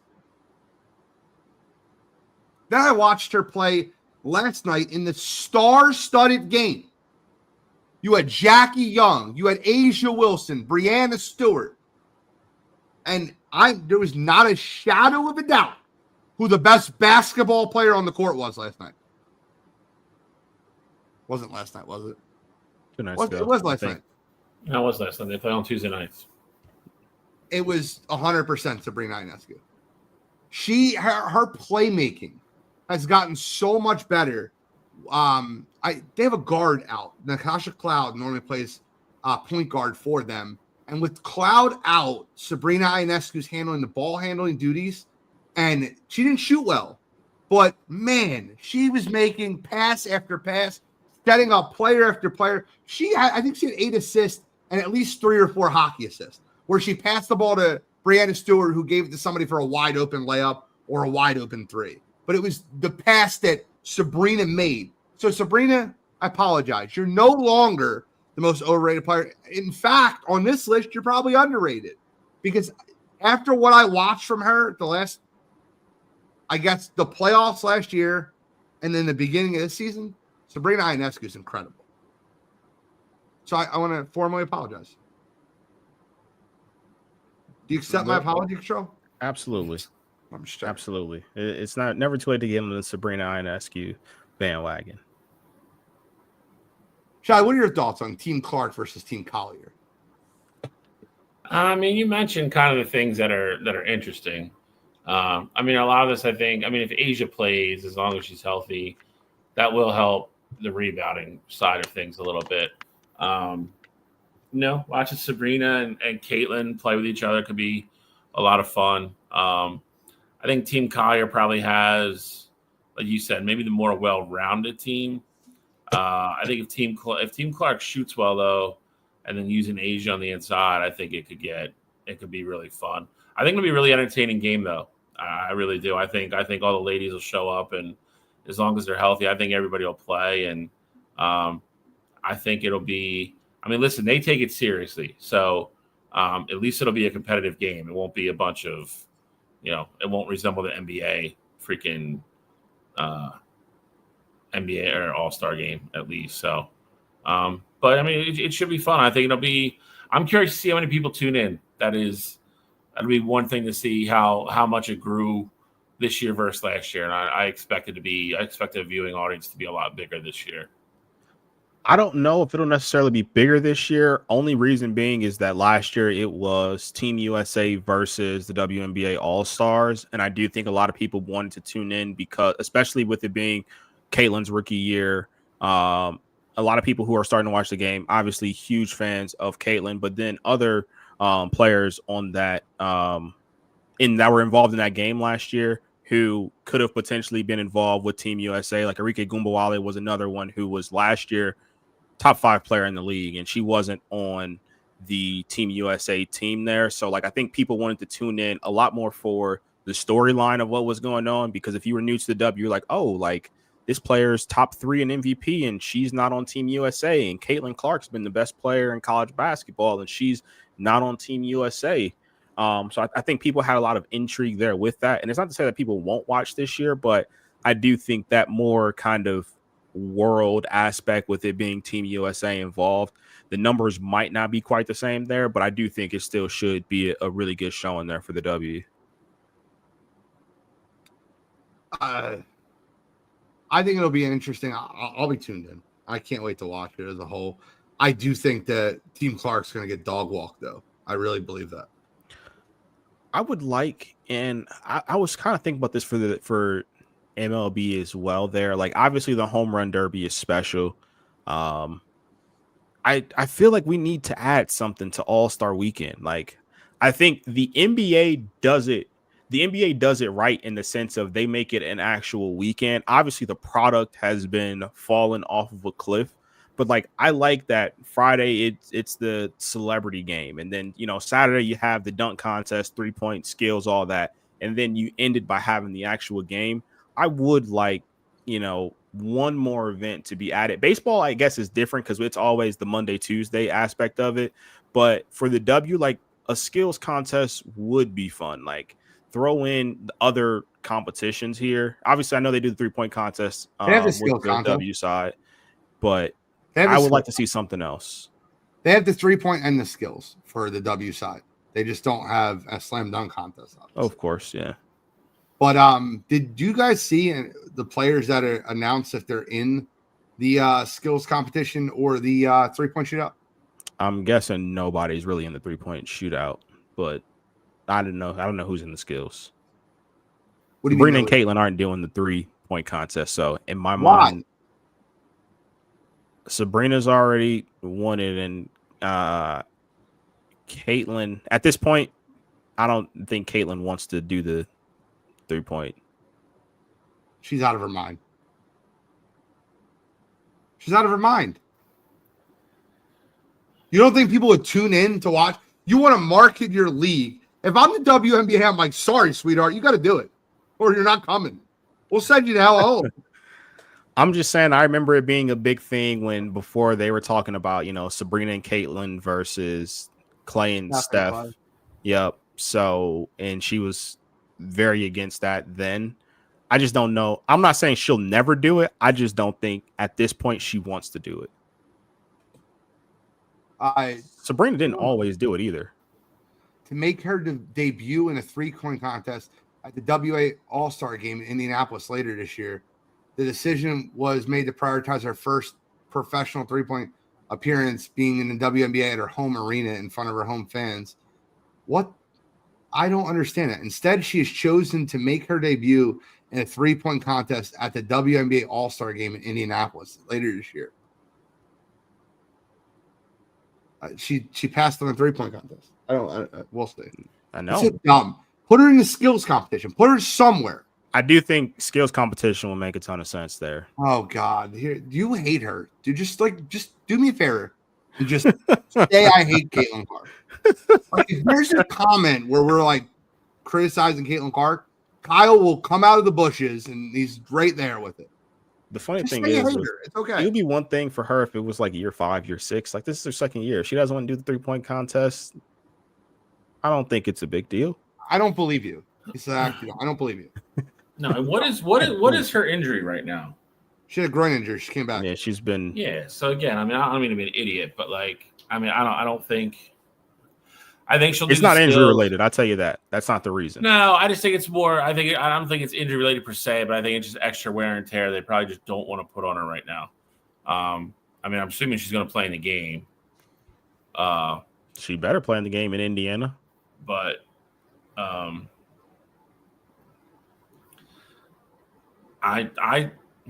it's weird. I don't think it's what Kyle said at all, but I think she's in a weird way. I think she's trying to stay out of the light right now. Have they announced anybody, Gene? No. Or either yet? Okay. So has she formally turned it down though? Yes. I don't know. I was just going by what Control said. All right, so we don't know who's doing it yet. We don't know who's doing it yet, but like I said, I just remember her talking about it in the past and it not seeming like it was something that was like a top priority. Yeah, to your point, I mean, I think she's going to get a lot of pressure behind the scenes to do it because they're in Indiana. So, yeah, This would be the time to do it. I would love to see it with Caitlin. I think Caitlin can get Sabrina to do it. I feel like that would be competition. It would be awesome to watch. I think Sabrina would win it. I think she's a better spot shooter. I think Caitlin's better off dribble, if I'm being honest. See, Sabrina is weird now because I don't know if I remember hearing her talk about the 3-point contest, and now that she's kind of went over and had that contest with Steph, like she almost seems like she's too good for the W's 3-point contest. Like I wouldn't battle with Steph. Caitlin Clark did it this year and won, next year Sabrina would be like, I would do it against her. Probably. That would be, and that's the way to do it. Like that would be the way to do it. But like I'm telling you, if you like actually go and like look it up, like how Sabrina was talking afterwards, it was like, I just went up against Steph. I mean, she almost beat Steph. And she shot from the NBA 3 line. I agree. Sports got to grow somehow, though. Like Caitlin versus Sabrina, like that's box office. 100%. I agree. All right. Well, that's you said you wanted to get. Let's get off this. Maybe Angel will do it. Hey, listen, if we're being honest, though, Angel Reese is top 5 MVP right now. MVP. The problem is this, right? What? Chicago doesn't win. That's an MVP of the league. Okay. Well, that's fine. Her last 7 games have been video game numbers. I would agree with you that. And if you look at what she's been doing, like this is her averages. I'm pulling it up right now. Her like it's absurd. And we can talk about like what she did the first 6 games. Like she didn't have the best first 6 games. This is her stats so far this year. I'm not like 13.6 points, 13.1 rebounds. She's playing very good defensively. Like, sorry, I read that wrong. 13 and 13. I'm with you. She's been playing great. She's the only player in the league right now averaging a double-double. I just think that I can't just forget the first half as much as I like, and like I can't just forget the first half of the season happened. Like she was shooting at, I want to say close to, it was under 30% from the field, like as a whole. Like since she's figured it out, since Chicago has made it to where she's not just getting post touches and, you know, having to figure it out. They kind of use her in more of a playmaking role, where she's off the ball or, you know, things like that. Like she's played a lot better. So give credit to Chicago's coaching staff for helping her figure that out. She's been playing great. but top 5, like I can't put her in that conversation yet. Like for me, Paige has to be over her at this point in the MVP conversation, even though her team is also losing, but Paige has been consistent pretty much all season. I personally, I get it. Paige and Angel are both on teams that are losing a lot of basketball games, but statistically, they're putting up video game numbers. For sure. So for sure. And you asked for MVP, early season MVP. I think I already gave that to you, but I'll say it again. Nafisa Collier is my number 1. Yeah, for me, it's Nafisa as well. But like we kind of mentioned earlier, Alicia Gray is definitely my number 2, and I won't be surprised if she gets caught, later this year. Like I think she's been playing that great, and it's really flown under the radar because not a lot of people talk about Atlanta when it comes to the W. Atlanta's played great. Atlanta and Phoenix have been your surprises in the W, sure. All right, let's move on. Talk a little NBA Summer League. It's kind of funny to talk about NBA Summer League. I think part of me just wants to piss off Shally. It's not going to take much. Well, Shally, have you witnessed any Summer League action? 76ers got a win last night. Yeah, and VJ played great game 1. Yeah, he's outstanding. Good play. He had 28 points game 1, and he has a thumb injury. So see him around October. Maybe not. Maybe November, December. There you go. He's on that Paul George plan. He's fitting right in with the 76ers. Yeah, perfect. Took a guy number 3 that probably could have took at 8. I don't agree with that at all. I think you're going way overboard when you say that. That's a fact. No way. Well, he wasn't. I was he just wasn't the 3rd best player in the draft. Let's put it that way. Maury's gonna make me hate this kid for no reason. He's 18 and he's a great kid. And it's fine. He can be a great kid. There's nothing to do with this. It's what he's going to do on the court and be a good teammate. He'll probably be a good teammate. I would guarantee you he probably isn't anywhere near the career that Ace Bailey does. And we should have took him. And he was sitting there. We didn't have to do anything. We had to trade, nothing. And, I mean, Ace Bailey has shown up in Utah and played really well. It's weird. It's like everybody said he wasn't going to play basketball this year, but he showed up and played basketball.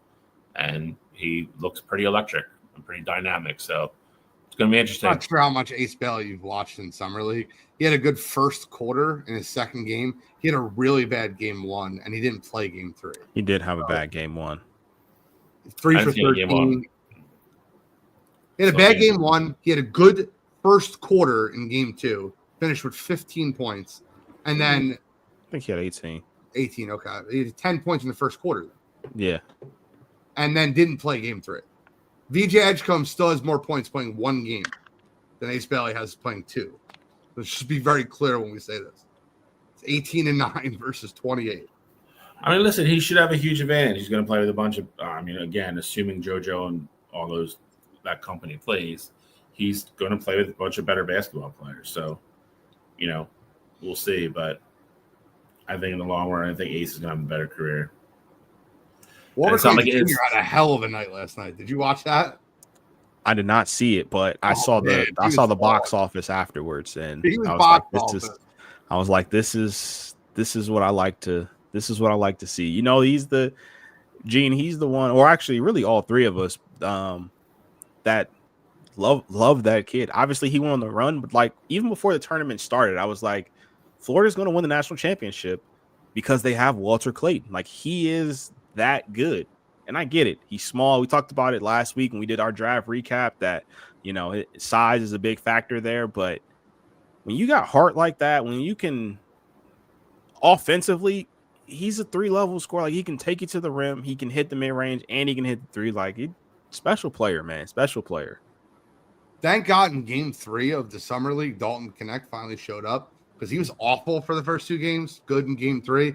I thought there was a bet going around that Bronny James would score 10 points per game, not like 10 points, average, 10 points per game. He has been terrible. Have you watched him in the Summer League? He's been awful. His first game, he only played like 10 minutes, and he was good. He started versus the Spurs last night. Played 15 minutes, was 1 for 5 with 3 turnovers and 2 points. Yeah, I didn't see the game last night, but his first game was fine. He was efficient, shot the ball well, played 10 minutes. Like the interesting thing is going to be there's going to be a ton of eyes on the game tomorrow because it'll be Cooper Flagg's debut, and it is against none other than the Los Angeles Lakers, where I'm sure everybody wants to pin this matchup as Barney versus Cooper, and we probably won't ever see those two against each other on the court, but be a ton of eyes to see, and so I'm curious to see how that goes. This is the Las Vegas Summer League. This is the one that supposedly matters. Let's see if VJ Edgecombe actually plays tomorrow. The 76ers are favored, so hopefully he plays.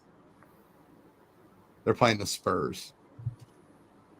You'll get to see Dylan Harper versus VJ Edgecombe if Edgecombe plays. What did they say he did to his thumb? Just a thumb contusion, just bruised. They said they sat him out precautionary.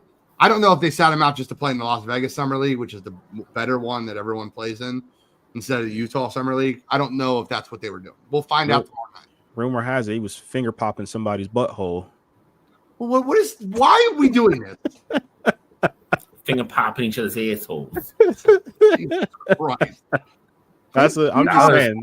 That is maybe one of the most dramatic random right turns this show has ever taken. By far.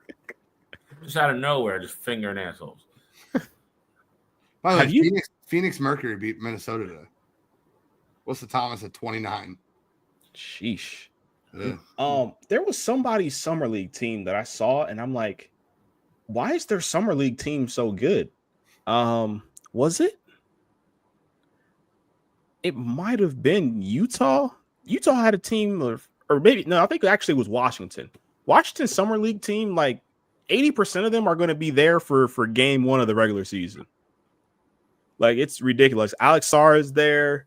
Bub's playing. Keontae George is playing. Like, they literally have all their young talent. And granted, they're a terrible team. So, like, those guys need to get their reps. But, like, 12 games. Those are going to be guys that are getting quality NBA minutes down the line, like, playing in the summer league. Well, like, they're going to win something. About time, 12, you know? If they don't, 70. If they don't, then, I mean, shame on them, because their team is absolutely loaded with true NBA talent. They stay open up versus the Suns, who have no NBA talent. All their guys, they probably got like 35-year-old guys on their summer league roster. They got all 2 guards. Unbelievable. Gene. Yes, sir. Because we got so much time, I got a question for you. Love it. Let's go. Bill, it's one of your favorite topics here. Boy. Chris Paul announced that this upcoming season will be his farewell season. Okay. The question I had here for you is hold on. Chance to get them on TV. I love that. The question I had here for you is would you like to see him ring chase this final year, or would you like to see him go somewhere where you've seen him before, like potentially Phoenix, Houston, or LA, or I would prefer him. Is he unsigned right now? Unsigned. He is. Okay, this is an easy answer. He should ring chase. Yes, 100%. All kidding aside, he's deserved it. He's earned it.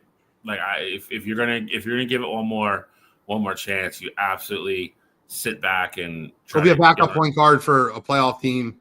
Yeah, and that's so the reason why I asked that, one, obviously, is because of his last season, but two, I remember last year being, and granted, a lot of things happened in San Antonio's year that changed the course of where they could have potentially went. But I remember you being excited about him going to San Antonio, playing with the young Wemby, playing with that young core.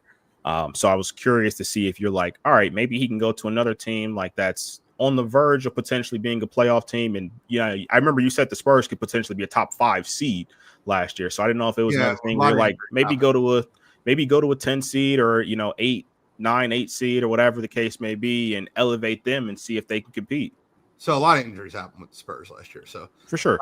But if I'm being completely honest with you, I wish he would go to a team like Dallas and go play with Cooper Flagg and be there. But they signed D'Angelo Russell, which was terrible. Kyrie Irving being out, you would get plenty of minutes to be able to ring chase with a team that has a potential to make a huge step forward with Cooper Flagg, AD, Klay Thompson. I thought that would have been the move. He's definitely not going back to San Antonio with all their guards that they have there. So I don't know where he'd go, but apparently him and Kevin Durant don't get along very well. I thought Houston might be a nice little pick for him to back up Fred VanVleet. But I don't know. I really don't know, but I would love to see him get a ring. I think that, but him getting a ring now, and this is what I mean about like players getting a ring and changing the thought process of them. Like if he's sat and coasted and got a ring on the bench somewhere, like we're going to forever remember him a champion. When in reality, the championship he needed was the Phoenix Suns beating the Milwaukee Bucks. He wins that championship, it forever changes his legacy. He is the fourth best point guard of all time. No doubt about it, behind Steph, Magic, and Isaiah Thomas, if he wins that ring with Phoenix. Now it's debatable. Like you have Jason Kidd, you have different guys, John Stockton, you have guys that didn't win a ring like Stockton. Like you can make arguments for all those guys over Chris Paul because of certain things. But if they would have won that year with Phoenix over Houston or over Milwaukee, he would 100% be the fourth best point guard ever to play the game behind Zeke, Steph, and Magic. No doubt about it to me. So for me, I think it's funny that you say that, like you bring up that Milwaukee team, and obviously it's much different now, but like I do wonder, is that enticing to him? Like you go play with Giannis, you go play for your old coach in Doc Rivers, and Milwaukee would give you the opportunity to be a starting point guard. And I'm not necessarily saying that I think Milwaukee is a team that can win a championship this year, but when you have Giannis, like I truly think there's like 3-4 guys in the world that if you have them on your team, you always have a shot. And I think Giannis is one of those guys. Milwaukee is the least athletic team in basketball. For sure. But I mean, they went out and got a 37-year-old Chris Paul. That's not making them more athletic. I mean, I agree with you. I'm just saying the thought of playing with one of the best players in the league and playing with your old coach your final year, like that sounds intriguing to me. Not saying I would go play, but he would make Giannis a much better player because he would set Giannis up with so many dives to the hole. By the way he plays the point guard position, he would make Giannis' season so much easier.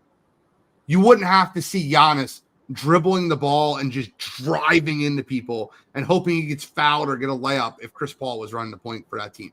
It's embarrassing the way they run their offense there. And I blame that on Doc Rivers. But which is why I think that would be an intriguing option there. But for me, I think the one that makes more sense, you go back to LA. You go play with the Clippers. You play next to James Harden. You've done that before. And I like each other. You get on that team, and they don't have to like each other. If you want to win, I mean, I think everybody believes that if Chris Paul doesn't get hurt, they go to the NBA Finals. And whether you think they win or not, a lot of people think that they would have won the championship that year. So I think if it's your final go round, I think that's a team where fit makes the most sense. You've already played with the guy. You don't have to like him in the locker room. Like you're in LA, you're at home. You're 40, you're almost 40, you got kids. Like you don't have to be around the guy. All you gotta do is play basketball with him. Yeah, I hear what you're saying.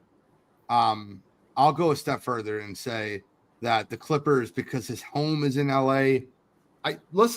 Could you see him going to the Lakers and being a backup point guard? I could, yes. But at least he could play. At 37 years old, he still plays better defense than Luka.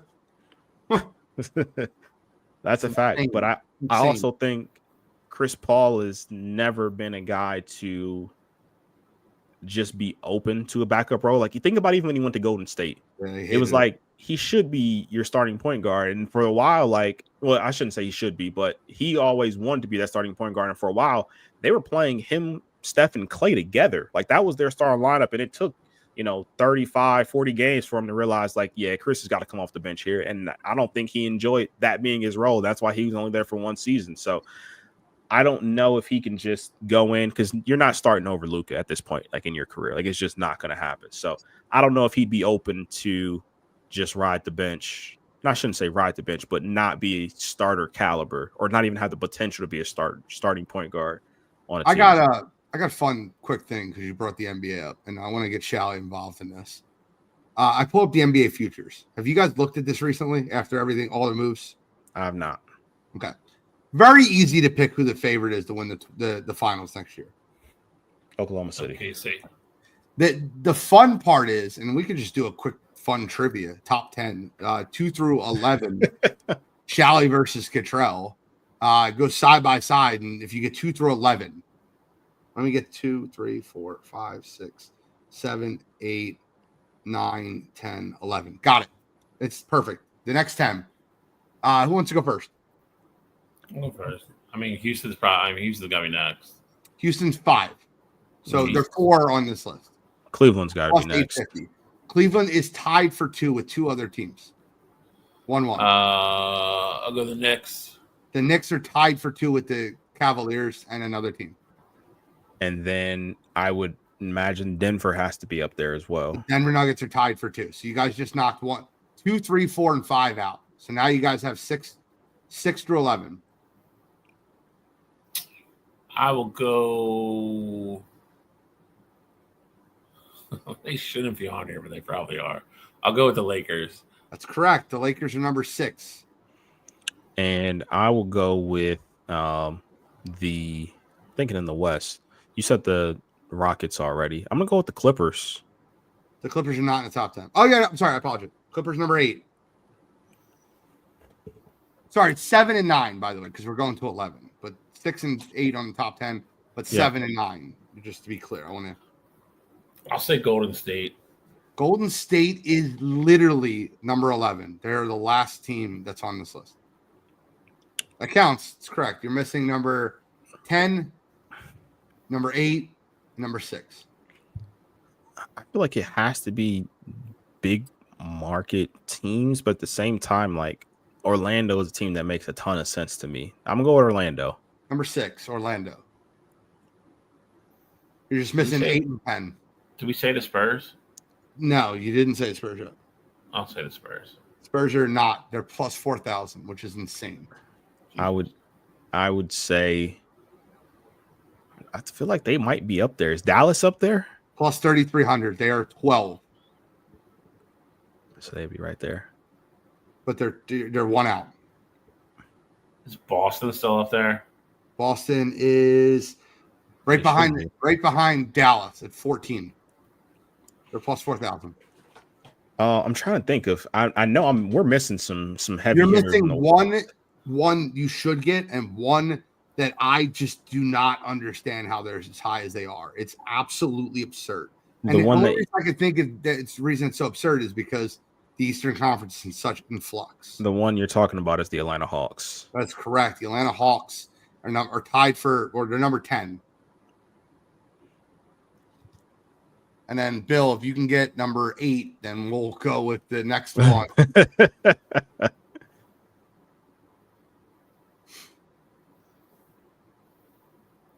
think it's got to be an Eastern Conference team then.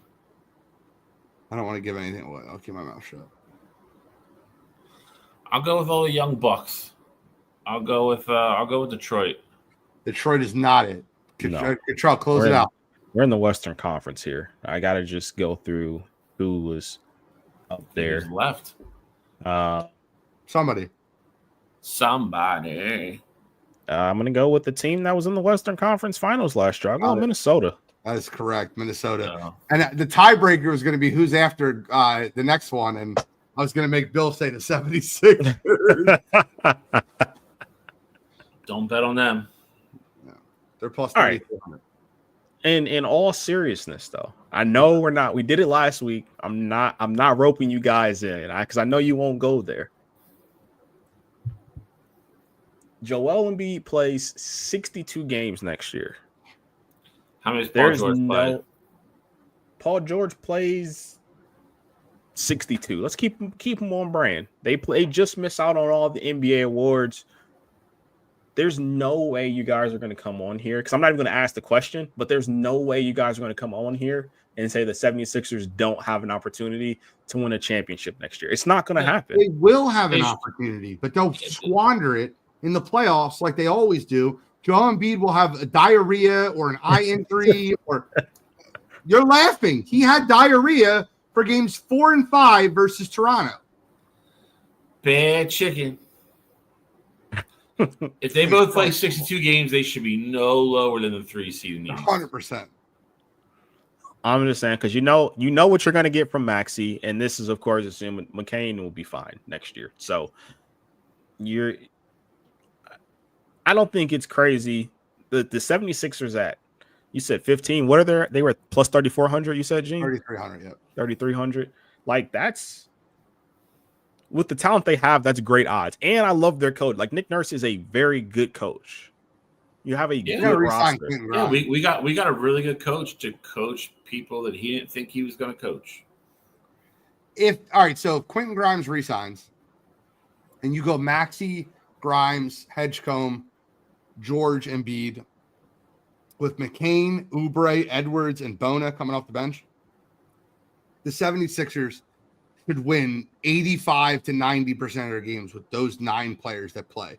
The problem is when Embiid doesn't play, you're starting Adam Bona, and he's not a starter in the NBA. And that matters because they don't have a backup center. They have no one. No one. They got Johnny Broom and Paul George as bigs that aren't Joel Embiid. That's a problem. You need guys that are going to be able to get rebounds. Those guys can't. I don't disagree with you there. And I mean, I do think obviously I'm not going to project the Sixers are going to be in the hunt for a championship next year because the biggest reason being Joel Embiid. I don't think we see 60 games from him ever again at this point. But I just he signed for the next 16 years. Great. I just think ultimately though with him, you just have to. You gotta be optimistic with him, man. You gotta be optimistic. As a Sixers fan, I know it's tough. You're probably over it because you do it every single year. There is no benefit of the doubt left with Joel Embiid. He's lost all of that.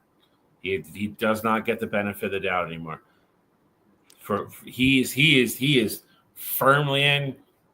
Go out and prove me wrong and shut me up territory. 100%. I agree with Charlie. It's just so funny though because I vividly remember like we would be out at Toxic like after the show talking about Joel Embiid and Ben Simmons, and it was like. No, like Gene, you were a defender of Joel Embiid. I give up. You were like, I tap out. We were, bro, because it should have worked. It should have worked, but Ben turned out to be a mental midget, and whoa, we're dissing Ben Simmons now. Let's go. Joel doesn't want to play basketball.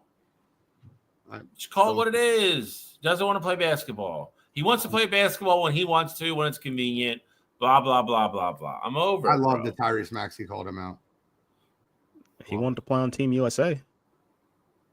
Yeah, but he'll never do it again. He got his medal. It's the same thing. Like if they ask him to come back camp next year, I guarantee you he doesn't play. He rode those guys. He rode those guys. Come back. He rode those guys to a gold medal, and he can only say he's a gold medalist now. And that's what it's going to be, dude. I will probably borderline hate that guy when his contract's up. Yeah. And if you would ask me that 4 years ago, I'd have been like, you're nuts. This dude's going to win us at least 1, if not 2 championships. And like, bro, I'm telling you, like I bring it up all the time, but like it was the same thing like with Lindros for me. Like the dude, like literally like left his soul on the ice to try to win, won MVP. Got hurt, still came back, was the best player on the ice again after not playing for like 3 months.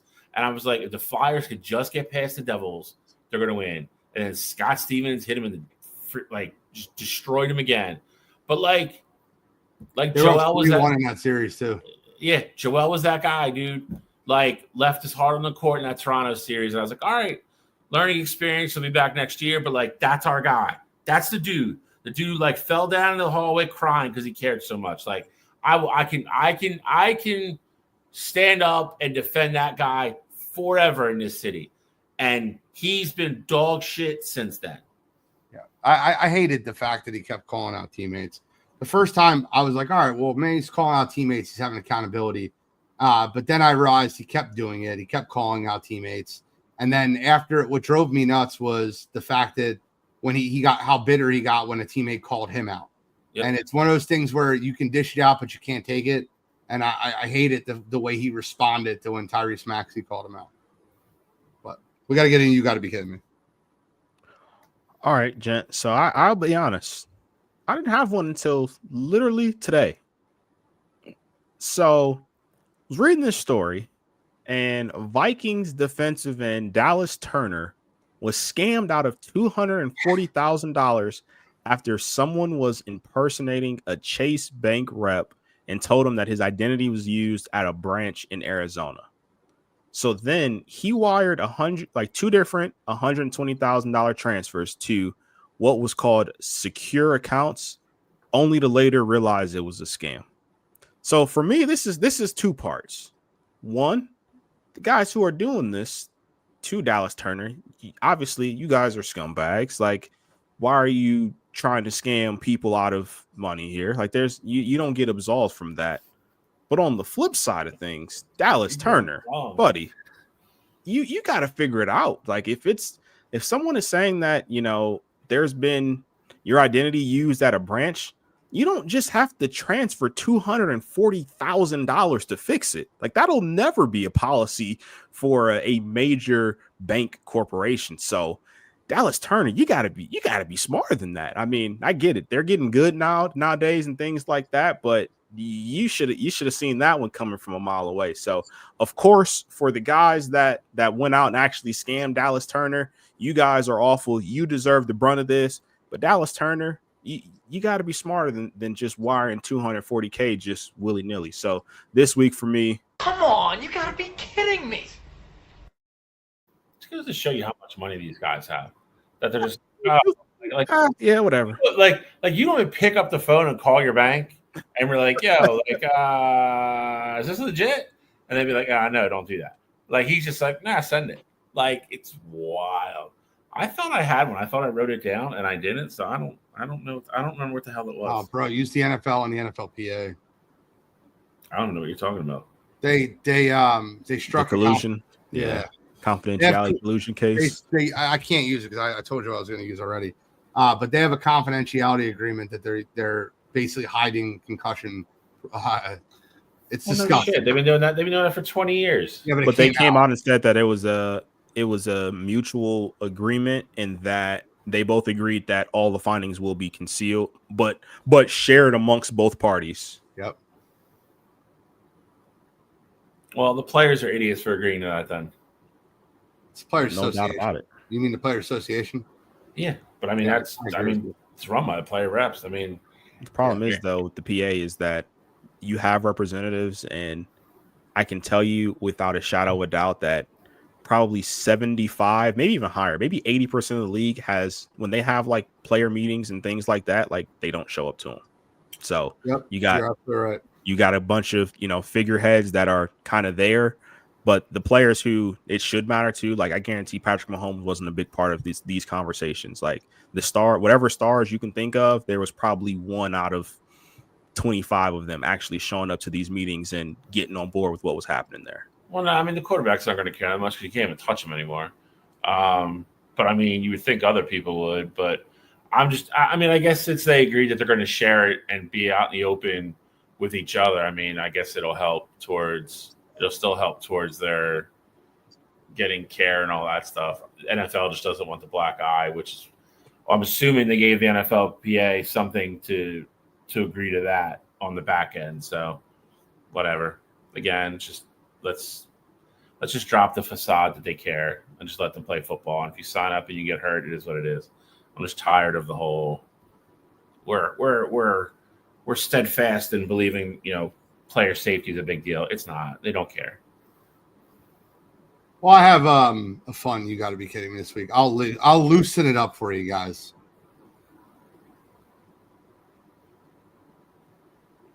Just gonna play this one for you guys. Let's play it. Peers or Michael Jordan? I can score in more ways than Michael Jordan. Paul Pierce or Allen Iverson? I can score in more ways than Allen Iverson. Paul Pierce or Kevin Durant? That's a close one, too. I think I got a little more post game than Kev. We got a lot of the same arsenal, but I got him by a little bit. Paul Pierce or Steph Curry? Oh, yeah, I can do more offensively than Steph. Paul Pierce or James Harden? My midi is better than James. My post game is better than James. Even on threes, going to the rack, Paul Pierce. Paul Pierce or T-Mac? Now that one was close. Wow. Man, T-Mac is amazing. He can post up. He can do a lot of things down screen, off the dribble. Damn. I got to the line more than him. No. I'll take him more. Last one, Paul Pierce or LeBron James? This is not even a conversation. Paul Pierce. So, Paul Pierce. Speaking of CTE, Paul Pierce said I was probably the best pure scorer in the history of the NBA. So they lined him up versus some of the NBA's best pure scorers. And he actually gave reasons on why he was a better pure scorer than Jordan, Iverson, Steph, T-Mac, James Harden, like LeBron James. And the best part is, at the end, it's not even a conversation. I'm a way better scorer than LeBron. Are you guys out of your mind? Like, he made it like it wasn't even a conversation. Paul Pierce is delusional. I've never met a player. I've never heard a player that delusional. I understand players think they're good. I heard Brandon Jennings talk about how great he was. But I've never seen someone that delusional say he's the best pure scorer in the history of basketball. He's better than Jordan, LeBron, Tracy McGrady, James Harden, Steph Curry, Allen Iverson. Come on, Paul. This week, you got to be kidding me. Come on, you gotta be kidding me. he should be institutionalized immediately. I'd argue at this point in his career, like at this point, given what we know now, he's not even top 2 pure scorers in Celtics history. That's interesting. Can you explain that? Can you elaborate on that? I think Larry's Larry's got to be one. Larry could score wherever. No, I'm not disagreeing with Larry. I'm just trying to figure out what the 2 was. Going Robert Parrish for sure. No. Jason Tatum. Oh God, stop this. There, I know. Bro. I was trying to be funny with it, just naming random players. I was going to go Kevin McHale next. I'm saying that Jason Tatum is a guy who can get to the rim. He's definitely improved on where his jump shot was. Like this past year of Jason Tatum's averaged 30. Like there's only been one Celtic to average 30 in a season, and his name is Jason Tatum. Like, let's not act like Jason can't score at all levels. Next week, Cottrell is my. You got to be kidding me. I know you hate Jason Tatum. I know you do. He does. But that's fine. That's fine. You don't have to like him. Paul was a better pure scorer than Jason Tatum, bro. I don't know if that's true. Pure scorer. It's not like Tatum is a free throw merchant. It's not like he just puts his head down and gets to the rim. Like Jason Tatum has a bag. Like, again, you don't have to like him. Jason Tatum has a bag. I mean, Tatum's better off the dribble. Paul Pierce obviously has the better post game. And then shooting, it's probably close. I mean, I think it's a fun discussion. I don't think it's an open shut case. I think Paul Pierce is overrated. So I can agree with that. And they didn't even bring up people who I think are Carmelo Anthony, like better. Carmelo 100% better. Obviously, KD is without a doubt. Everybody they named there, he's the worst player by far. This is going to sound crazy, but maybe with the exception of Steph. What? Well, Steph is a 3-point shooter. 3-point shooter. He's not like he can. Like I'm saying, like when you talk post game, getting to the rim, like Paul's going to have the advantages there. Obviously, Steph is. If you need 30, I trust Steph to do it more than Paul Pierce. But I'm just talking about the ways I think Steph is a better scorer, but I understand what you're saying. I hear your points. That's more about. All right. What is Any, that? any final thoughts, gentlemen? I got nothing this week. I shouldn't say nothing, but NCAA is out this week. It's been fun. I've already got like 14 hours in. It just came out on Monday. Been having a blast playing, and it just lets me know that college football is right around the corner. I just got in the league. I didn't buy it yet. I got Oregon again. I had the third pick. Texas went one, and Penn State went two. What'd you say, Bill? So him and Alex would be like best friends. He's becoming a Duck fan. So Dante Moore is a junior this year. Yep. Redshirt junior. So I have him for 2 years. And I wasn't going to pick Ohio State. So essentially what ended up happening was Penn State was who I want. I wanted Texas or Penn State. And they both went, so I went with Oregon. It was Oregon or Georgia. I really didn't want to pick Georgia. I don't like their quarterback this year. I forget the guy's name. I don't know. Gunner Stockton. Gunner Stockton. So I ended up going because of Dante Moore. Any final comments, shall we? Major League Baseball released today that the All-Star game, they're going to use the ABS. I think after another horrific week of umpiring, you're going to see in the All-Star game. And there is no doubt in my mind that it's going to be full speed ahead for 2026. So I can't wait. I almost used Max Kepler's. You got to be kidding me this week for that friggin' zero effort on the watching the game, having a great time in left field. Like, bro was just chilling. Bro, listen, I don't even care if, I really don't think that he can get over there and stop that, or even if he does, he still holds it to a triple. It's the fact that he was sitting still, just watching the game. He didn't move. I agree. Not getting an argument of me. It's awful. Thank you guys for tuning in this week to Wire2Wire Sports Podcast. I'm the NFL Gene Wolsey. That's Kent State's own, Cleveland's own, College Control, Uncle Shally, Scholastic Shally, Mr. William Shawcross. And we are signing out.